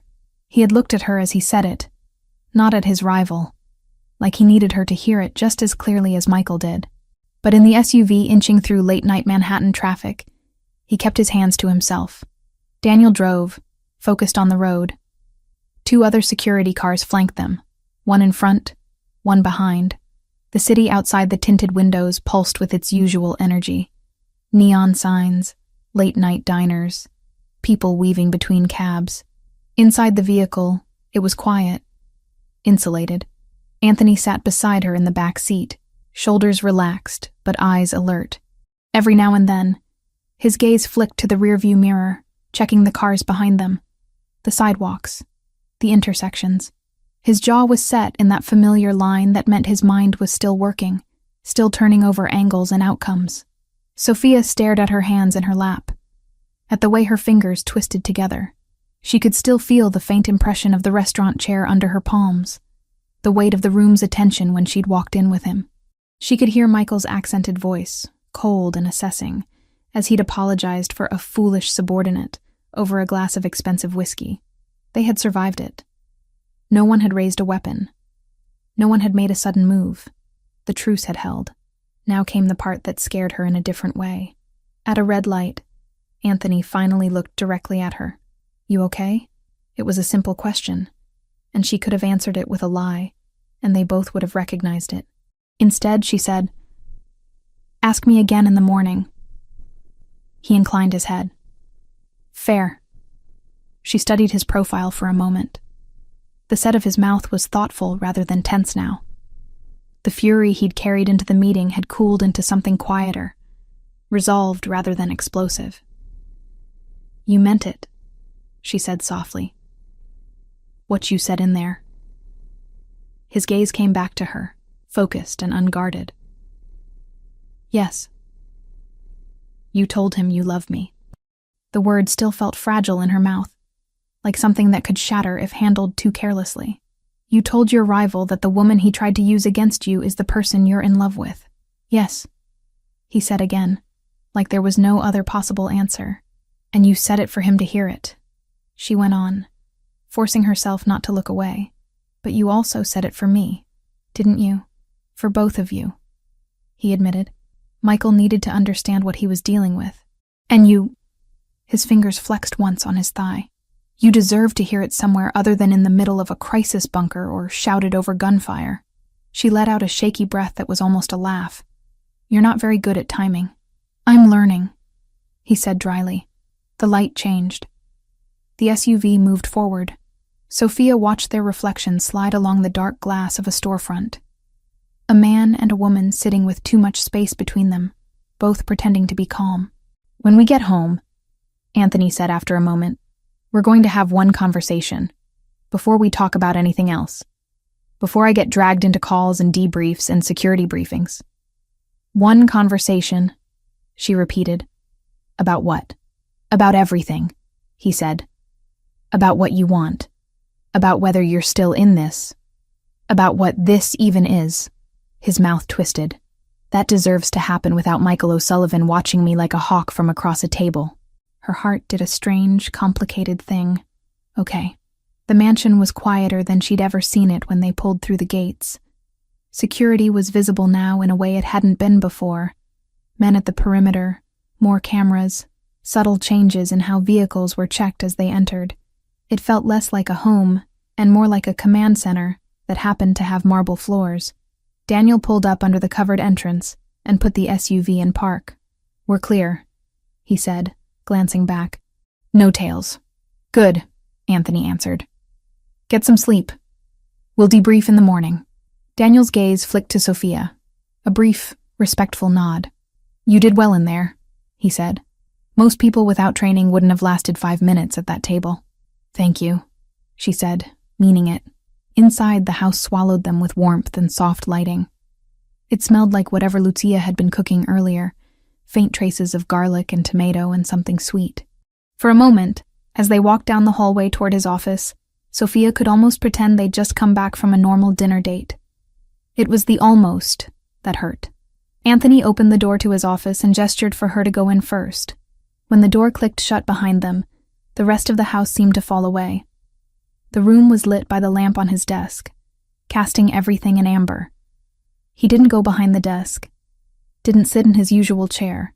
Instead, he stopped in the middle of the room and turned to face her fully. "Sophia," he said quietly. There was something in his voice that made her straighten instinctively. "This is the part where you tell me you changed your mind," she asked, intending to make a joke of it and failing. The words came out too thin. "No," he said. "This is the part where I make sure you know exactly what my mind is." He closed the distance between them until he was standing just in front of her. Not too close. Not quite touching. The restraint made her want to grab his shirt and erase the space. "You asked me, the night of the selfie, if this was jealousy," he said. "If I was reacting to the idea of someone else seeing you instead of actually wanting you." "I remember," she said. At the time, I didn't answer that very well. I fell back on protection and security and all the ways I thought I was keeping you safe. His eyes stayed on her face, steady and unflinching. That wasn't the whole truth. The truth is simple. I love you. I'm in love with you. I have been for a long time. She swallowed hard. Since when? The 3rd week you worked for me, he said without hesitation. You corrected a translation that would have cost me a lot of money and a lot of face. You were nervous about telling me I was wrong, but you did it anyway because getting it right mattered more to you than whether I liked it. His mouth softened slightly at the memory. I went home that night more rattled than I'd been in years. I told myself it was because I'd almost signed a bad contract. It took weeks before I admitted to myself that it was because of you. Her throat tightened. And you decided, what? That you weren't allowed to want me? That I wasn't allowed to act on it, he corrected. Wanting you was unavoidable. Acting on it meant pulling you into this world in a way you hadn't consented to. It meant making you a target instead of someone the O'Sullivans only suspected might matter. And now I am one anyway, she said softly. A target. Because they escalated. His jaw hardened. Because they broke rules that were supposed to hold tacitly between us. They came into my home and tried to take you out of your bed. That changed things. In what way? In the way that any illusion I had about protecting you by keeping you at arm's length is gone. He exhaled slowly. You're in it, Sophia, through no fault of your own. That wasn't your choice. What is your choice now? Is whether you want to be in it with me. She let that sink in. He wasn't pretending anymore. Not hiding behind professionalism or security concerns. He was putting the question in the middle of the room and waiting for her to pick it up. That's what tonight was about for you, she realized. Not just sending a message to Michael. Proving to me, and to yourself, that you're not going to hide me in the shadows while you pretend I'm expendable. Yes, his voice softened. I wanted him to see that if he touched you, he'd be touching me, not just my operations. Me. And I wanted you to hear, without sirens or gunshots or adrenaline, that I'm done lying to myself about how I feel. Silence stretched between them. Sophia's heart hammered, but there was a strange calm underneath it, like her mind had finally caught up to where her body had been for weeks. You asked me in the safe room if I wanted out, she said. If this was too much. If I needed to walk away. That was the one thing you never asked me in your office in the beginning, when you kept me at a distance. You made that decision for me back then. I did, he said. I convinced myself I was doing it for your good. That choosing for you was the only way to keep you safe. I was wrong. And now, she pressed, if I said right now that I can't do this, that it's too dangerous, that I want to go to Boston and pretend I never met you, would you let me? His eyes closed briefly. When he opened them again, they were raw. Yes, he said. I'd hate it. I'd fight it internally every second. But I'd let you go. I'd move heaven and earth to make sure you were protected wherever you went. I'd reroute resources, put people on you who never show their faces. You'd never see me again. But you'd be safe. The ache in her chest sharpened. He meant it. That was the worst part. He would let her walk away if she asked, would break his own heart, and build her a fortress somewhere else, because he'd decided that was what loving her required. It would be easier to leave, she realized. Simpler, cleaner, no meetings with dangerous men, no safe rooms, no waking up to gunfire, just a new city, a normal job, a life where her biggest concern was whether the subway made her late. You talked about being selfish, she said slowly, about bringing me into this house because you couldn't stand the idea of me leaving. You know what's selfish on my side? What? Wanting you anyway, she whispered. Knowing what this life looks like now, knowing what last night felt like, and still wanting a future that has you in it. That's not rational. It's not sensible, but it's real. He took half a step closer. Sophia, you asked me earlier if I was still in this, she said. If I still felt the same after hearing bullets come through my window. I'm still here. I went into that meeting with you. I watched you sit across from a man who would have happily used me against you, and I didn't run. That has to count for something. It counts for everything, he said quietly. She drew in a shaky breath. I love you too. The words landed between them like a physical thing. Anthony looked like someone had punched the air out of his lungs. For a second, he didn't move. Then very slowly, his composure cracked. Not in any dramatic way. No tears, no collapse. Just a subtle softening of his entire face. A naked relief that made him look younger, less carved from stone. Say it again, he asked. His voice was rough. Please, I love you. The fear didn't go away when she said it. Neither did the awareness of what that meant, of what it would cost. But the truth was solid under all of that. I have for a long time. I tried to stop. I tried to move on. I tried to take a job in another state to make this easier on both of us. None of it worked. He closed the last bit of distance between them and lifted his hands to her face. Fingers framing her jaw, thumbs brushing along her cheekbones. You understand what you're choosing, he said. The danger, the instability, the nights like last night. I understand enough to know it's not going to be easy, she said. And I also understand that every time I imagined leaving, it hurt more than the idea of staying and being afraid. He kissed her then. It was nothing like the stolen moments in the kitchen or the desperate collision of mouths in the safe room when they'd thought the world might end. This kiss was deliberate, slow, his lips on hers, firm and reverent, like he was sealing something rather than testing it. Sophia rose onto her toes, hands fisting in the front of his shirt, pulling him closer. His fingers slid into her hair, deepening the kiss in gradual increments, giving her room to breathe or pull back or change her mind. She didn't. When they finally broke apart, breathing slightly faster, his forehead rested against hers. His hands stayed in her hair, thumb stroking the sensitive skin just behind her ear. I need to make you another promise, he said quietly. Two, actually. Okay, she whispered.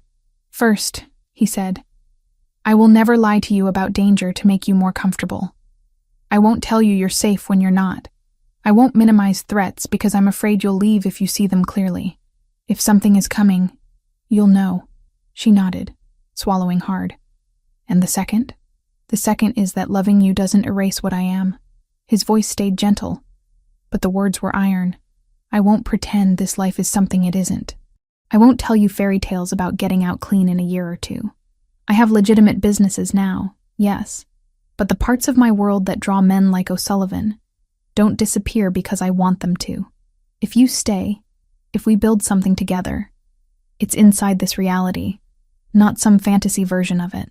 Sophia met his gaze. Then I need to make you a promise too. He waited. I won't punish you for what you can't change, she said. I won't pretend I didn't know what I was signing up for, and then hold it over your head every time something scares me. She drew in a breath. But I also won't stop calling you out if you hide behind that's how it is to avoid doing better where you can. His mouth curved slowly. You're going to be trouble. You knew that when you fell for me fixing your translations. She shot back. True, he conceded. He kissed her again, softer this time. And when they parted, he didn't move far. His hand slid down to rest lightly at her waist, fingers splayed. So what does this, us, actually look like now? She asked. Day to day. Messy, he said honestly. There will be days when it feels normal. Breakfast in the kitchen, you working on translations, me yelling at contractors. There will be days when the phone rings and I have to leave in the middle of dinner. Nights when security wakes us up because someone did something stupid 3 boroughs over and it ripples back here. And me? You, he said, will not be a ghost in this house anymore. Everyone already knows you're here. After tonight, they know exactly what you are to me. You'll still work if you want to. Translate, write, whatever path you carve out. You'll have security shadowing you in ways that will annoy you and sometimes scare you. You'll have a say in decisions that affect your safety. You'll see parts of this world most people only read about. You make it sound like a job description, she said wryly. In a way, it is, he admitted. Not a job. A role. The person at my side in this life isn't ornamental. It's not just about feelings. It's about trust, about judgment, about being willing to tell me when I'm being an idiot. You are an idiot sometimes, she said. I know. His gaze softened again. That's one of the reasons I need you. The weight of what he was offering settled over her. Not a fairy tale. Not a rescue. A partnership built in a dangerous world, grounded in hard truths and complicated logistics. Her mind flickered briefly to Ryan in Ohio, to the promise of Boston, to the version of herself who might have taken that job and never woken to gunshots or sat across from an Irish mobster in a restaurant. That version lived in a universe parallel to this one, forever out of reach now. This doesn't mean I won't get scared, she said. I expect you to get scared, he answered. If you weren't, I'd be worried. And it doesn't mean you get to make unilateral decisions for my own good anymore, she added. If you're going to change our lives in a major way, I get a vote. He nodded. You have my word. On everything? She pressed. On everything that touches you, he said. I can't promise you a seat at every business discussion. Some things are ugly in ways you don't need in your head. But if it affects your safety, your freedom, your life, you're in that conversation. No exceptions. She believed him. Not because she thought he was incapable of messing up, but because he was being deliberate now. Conscious. Choosing openness where he'd once chosen distance. Okay, she said again, the word heavier now. Then I'm in. With you. In all of it. Something like awe flickered through his eyes.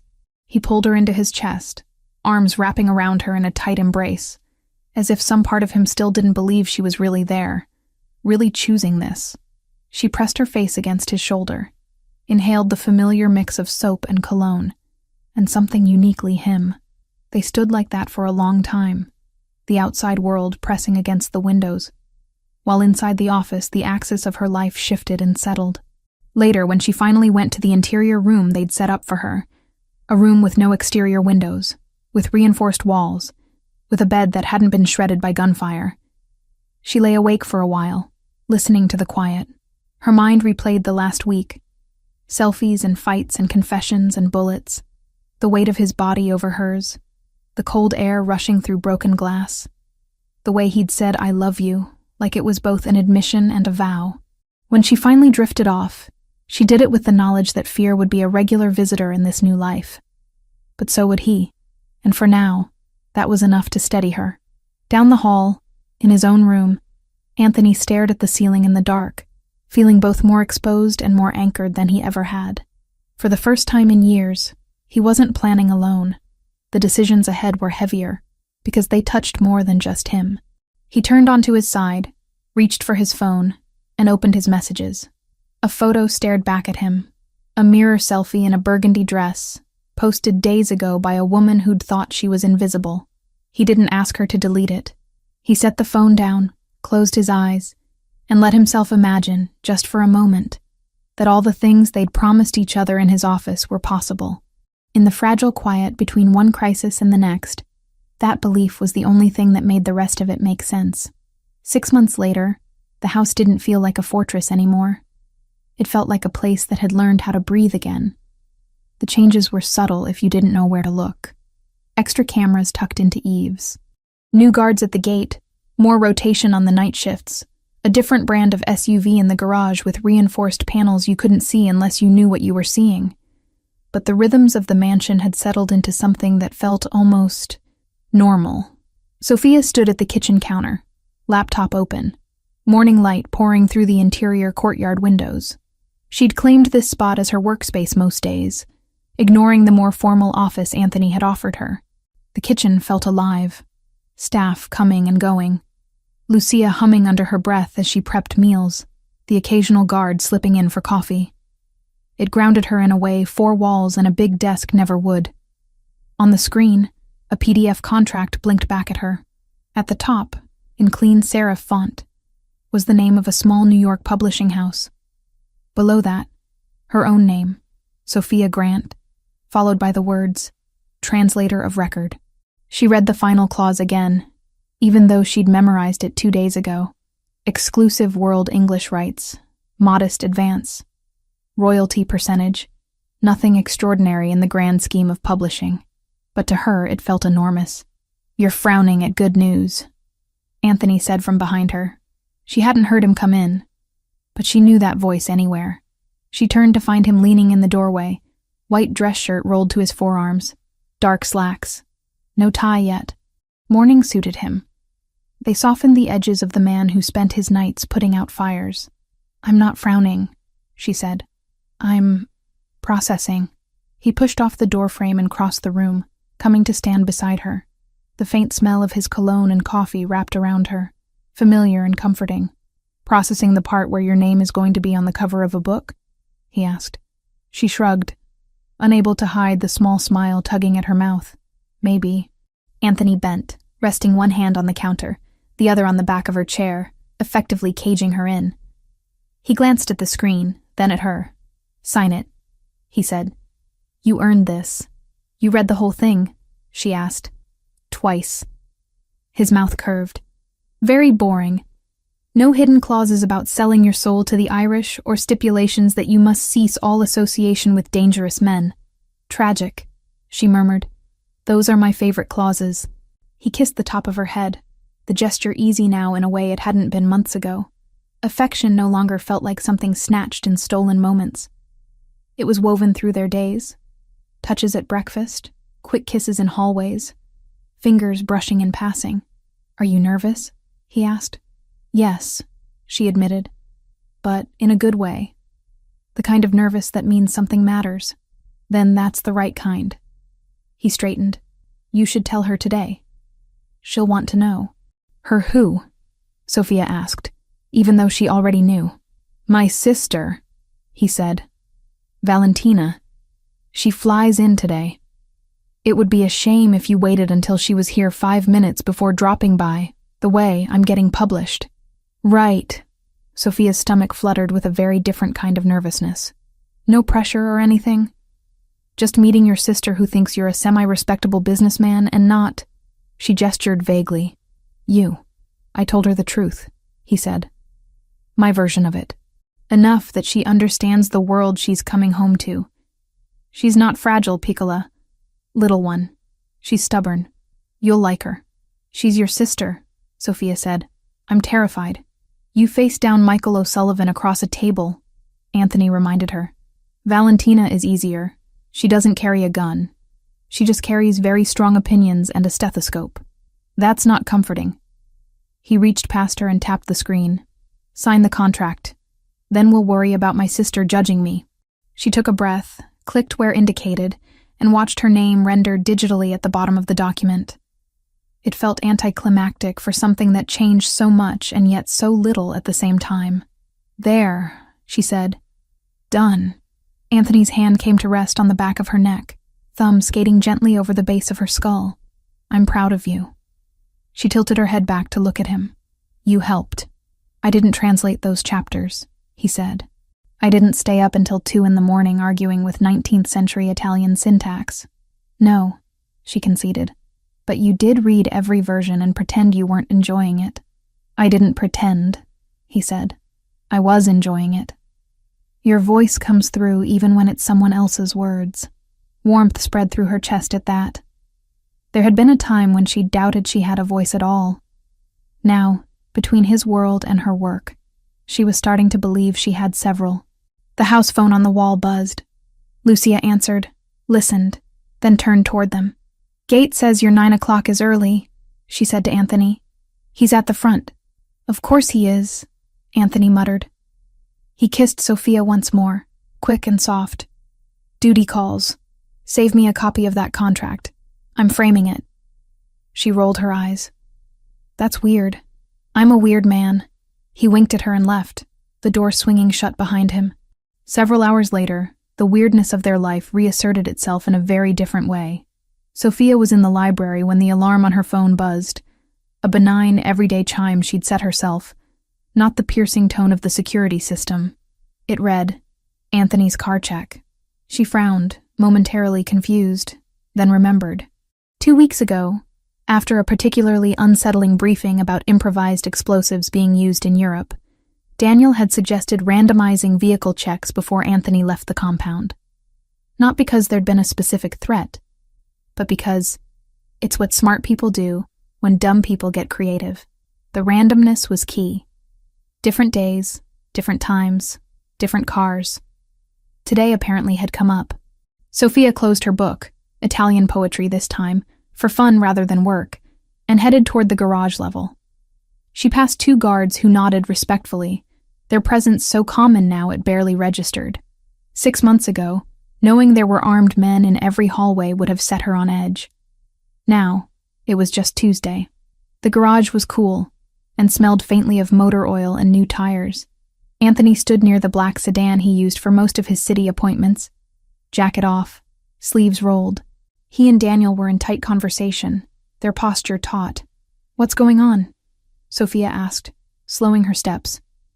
Both men looked up at her. Daniel's expression was a controlled blank. Anthony's was not. There was a line between his brows she recognized, one that only appeared when something had tripped his internal alarms. "Stay there," he said. She stopped immediately.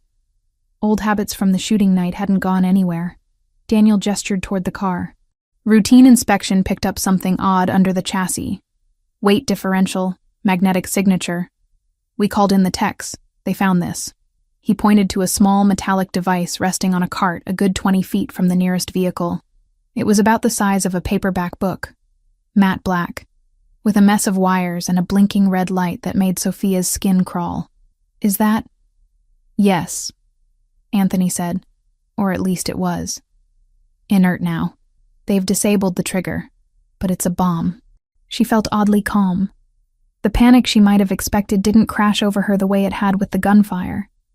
Maybe because this time it hadn't gone off, because they were standing here intact, having discovered it rather than survived it. "Do we know who?" she asked.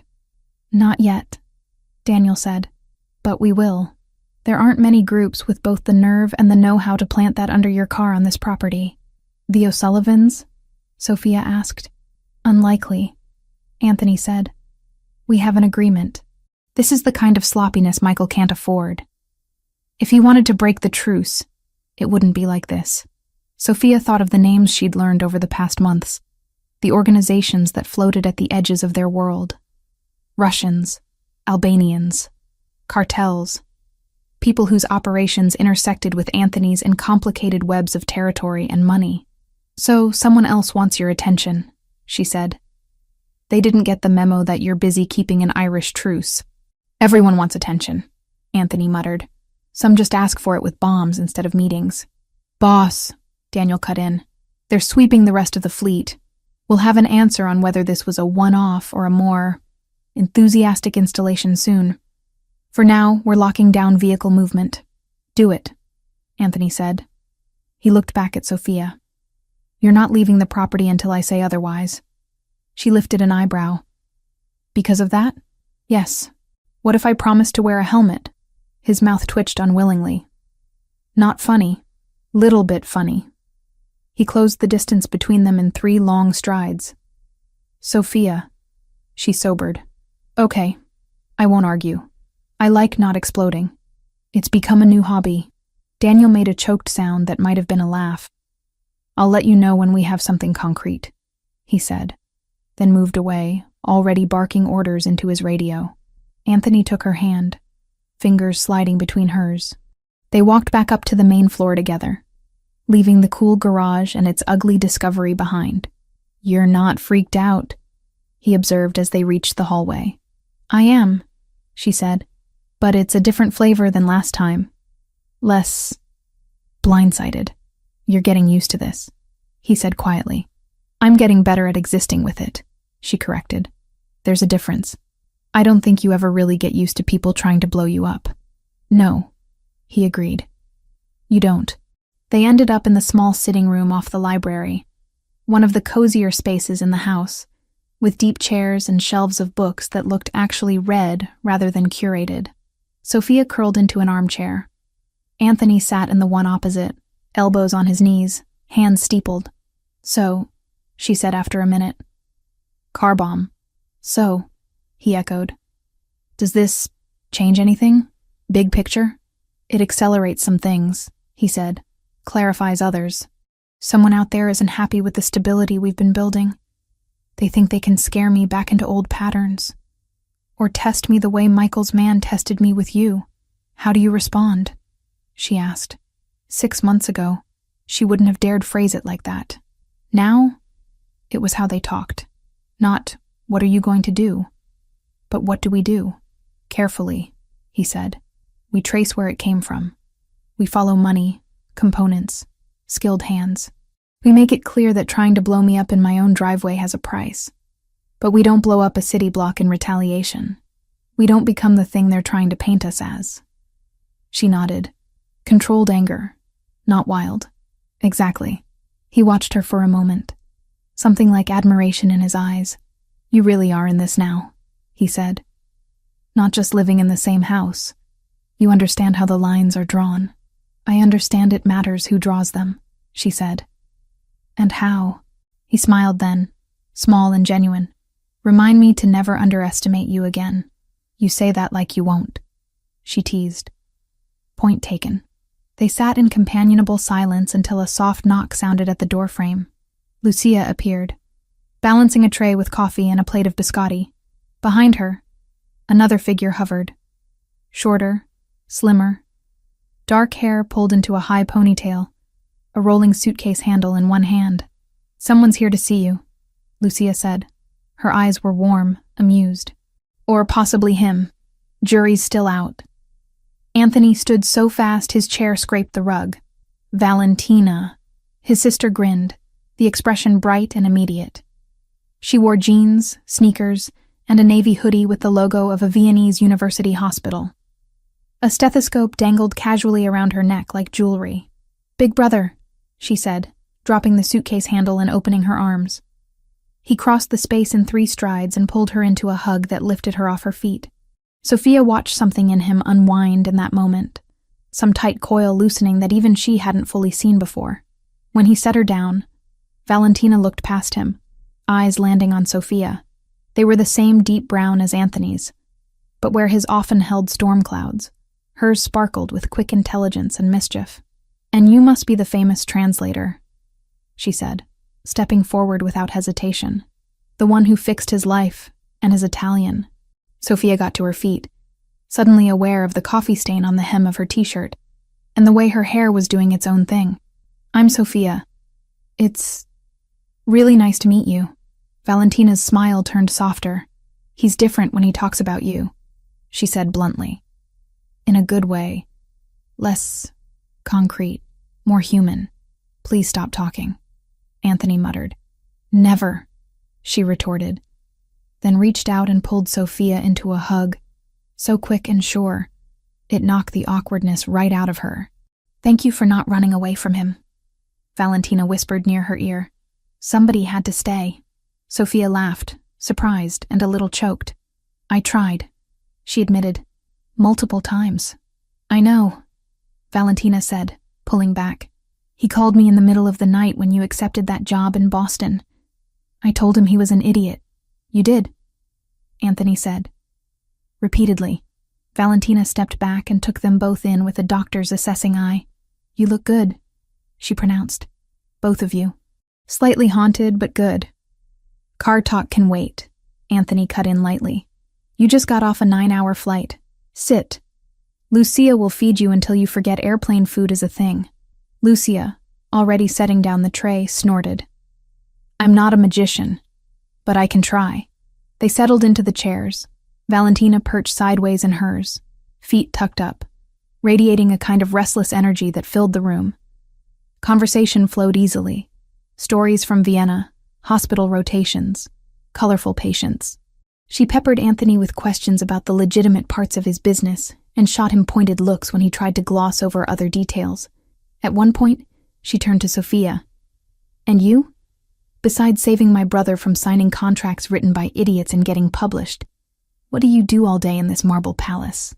"Apparently, I also act as a human barometer for whether he's about to do something reckless," Sophia said. "And I complain about security following me into grocery stores." "Ungrateful," Anthony muttered. "We keep you alive. You call it complaining." Valentina's gaze sharpened. "How bad has it been?"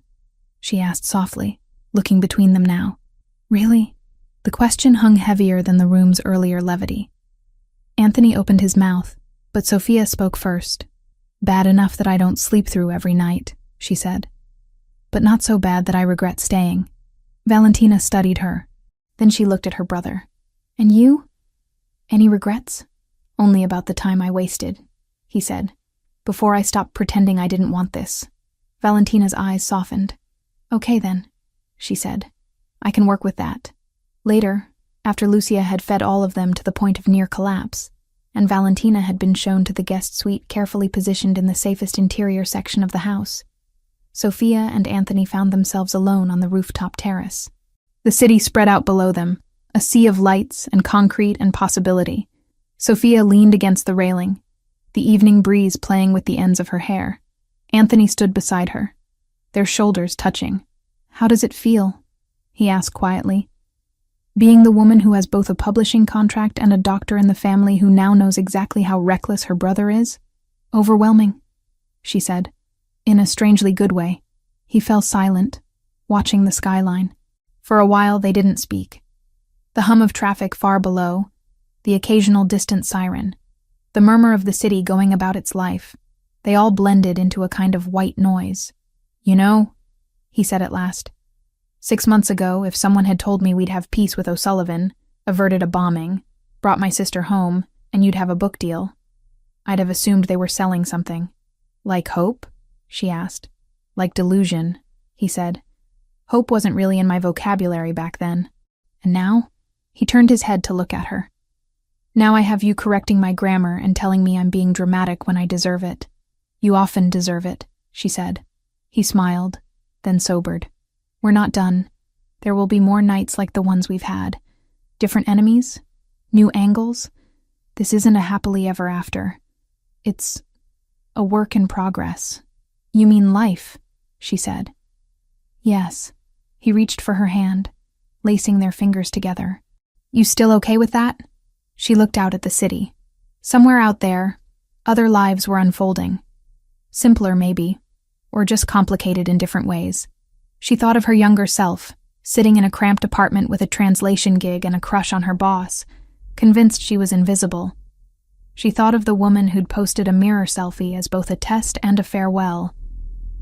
I'm not sure okay is the right word, she said slowly. But I'm here, on purpose, with you. That feels like the only thing I'm certain about. That's more than I ever expected, he said quietly. Down below, in the glow of the mansion's windows, Lucia moved through the kitchen, probably prepping breakfast for the next morning.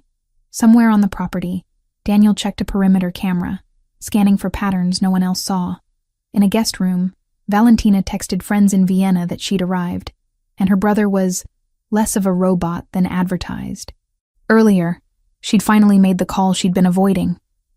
Ashley answered on the first ring, a rush of relief and fury tangled together in her voice. Sophia kept it simple, safe, promised she was all right, and promised again that she hadn't vanished on purpose. When Ashley's anger broke into shaky laughter, Sophia found herself laughing too, damp-eyed and grateful. They set a date for coffee in a crowded cafe, soon, somewhere public, somewhere normal, somewhere Daniel could watch without being seen. Anthony had agreed without hesitation, because protecting Sophia didn't have to mean erasing everything that had once been hers. Life kept moving. Threats would come and go. Deals would be made and broken. Somewhere out there, someone was probably already sketching out the next stupid idea involving Anthony Rinaldi's name. But up here, on this terrace with the city laid out before them, Sophia let herself lean into him, resting her head on his shoulder. His arm came around her automatically, fitting like it had always been meant to be there. I spent years trying not to be seen, she said softly, thinking invisibility was safer, that if no one really looked at me, nothing bad could happen. And now? He asked. Now I know that being invisible isn't the same thing as being safe, she said. It's just empty. This is terrifying, but it's also real. He kissed her temple. You're not invisible anymore. No, she agreed. And for the first time, I don't want to be.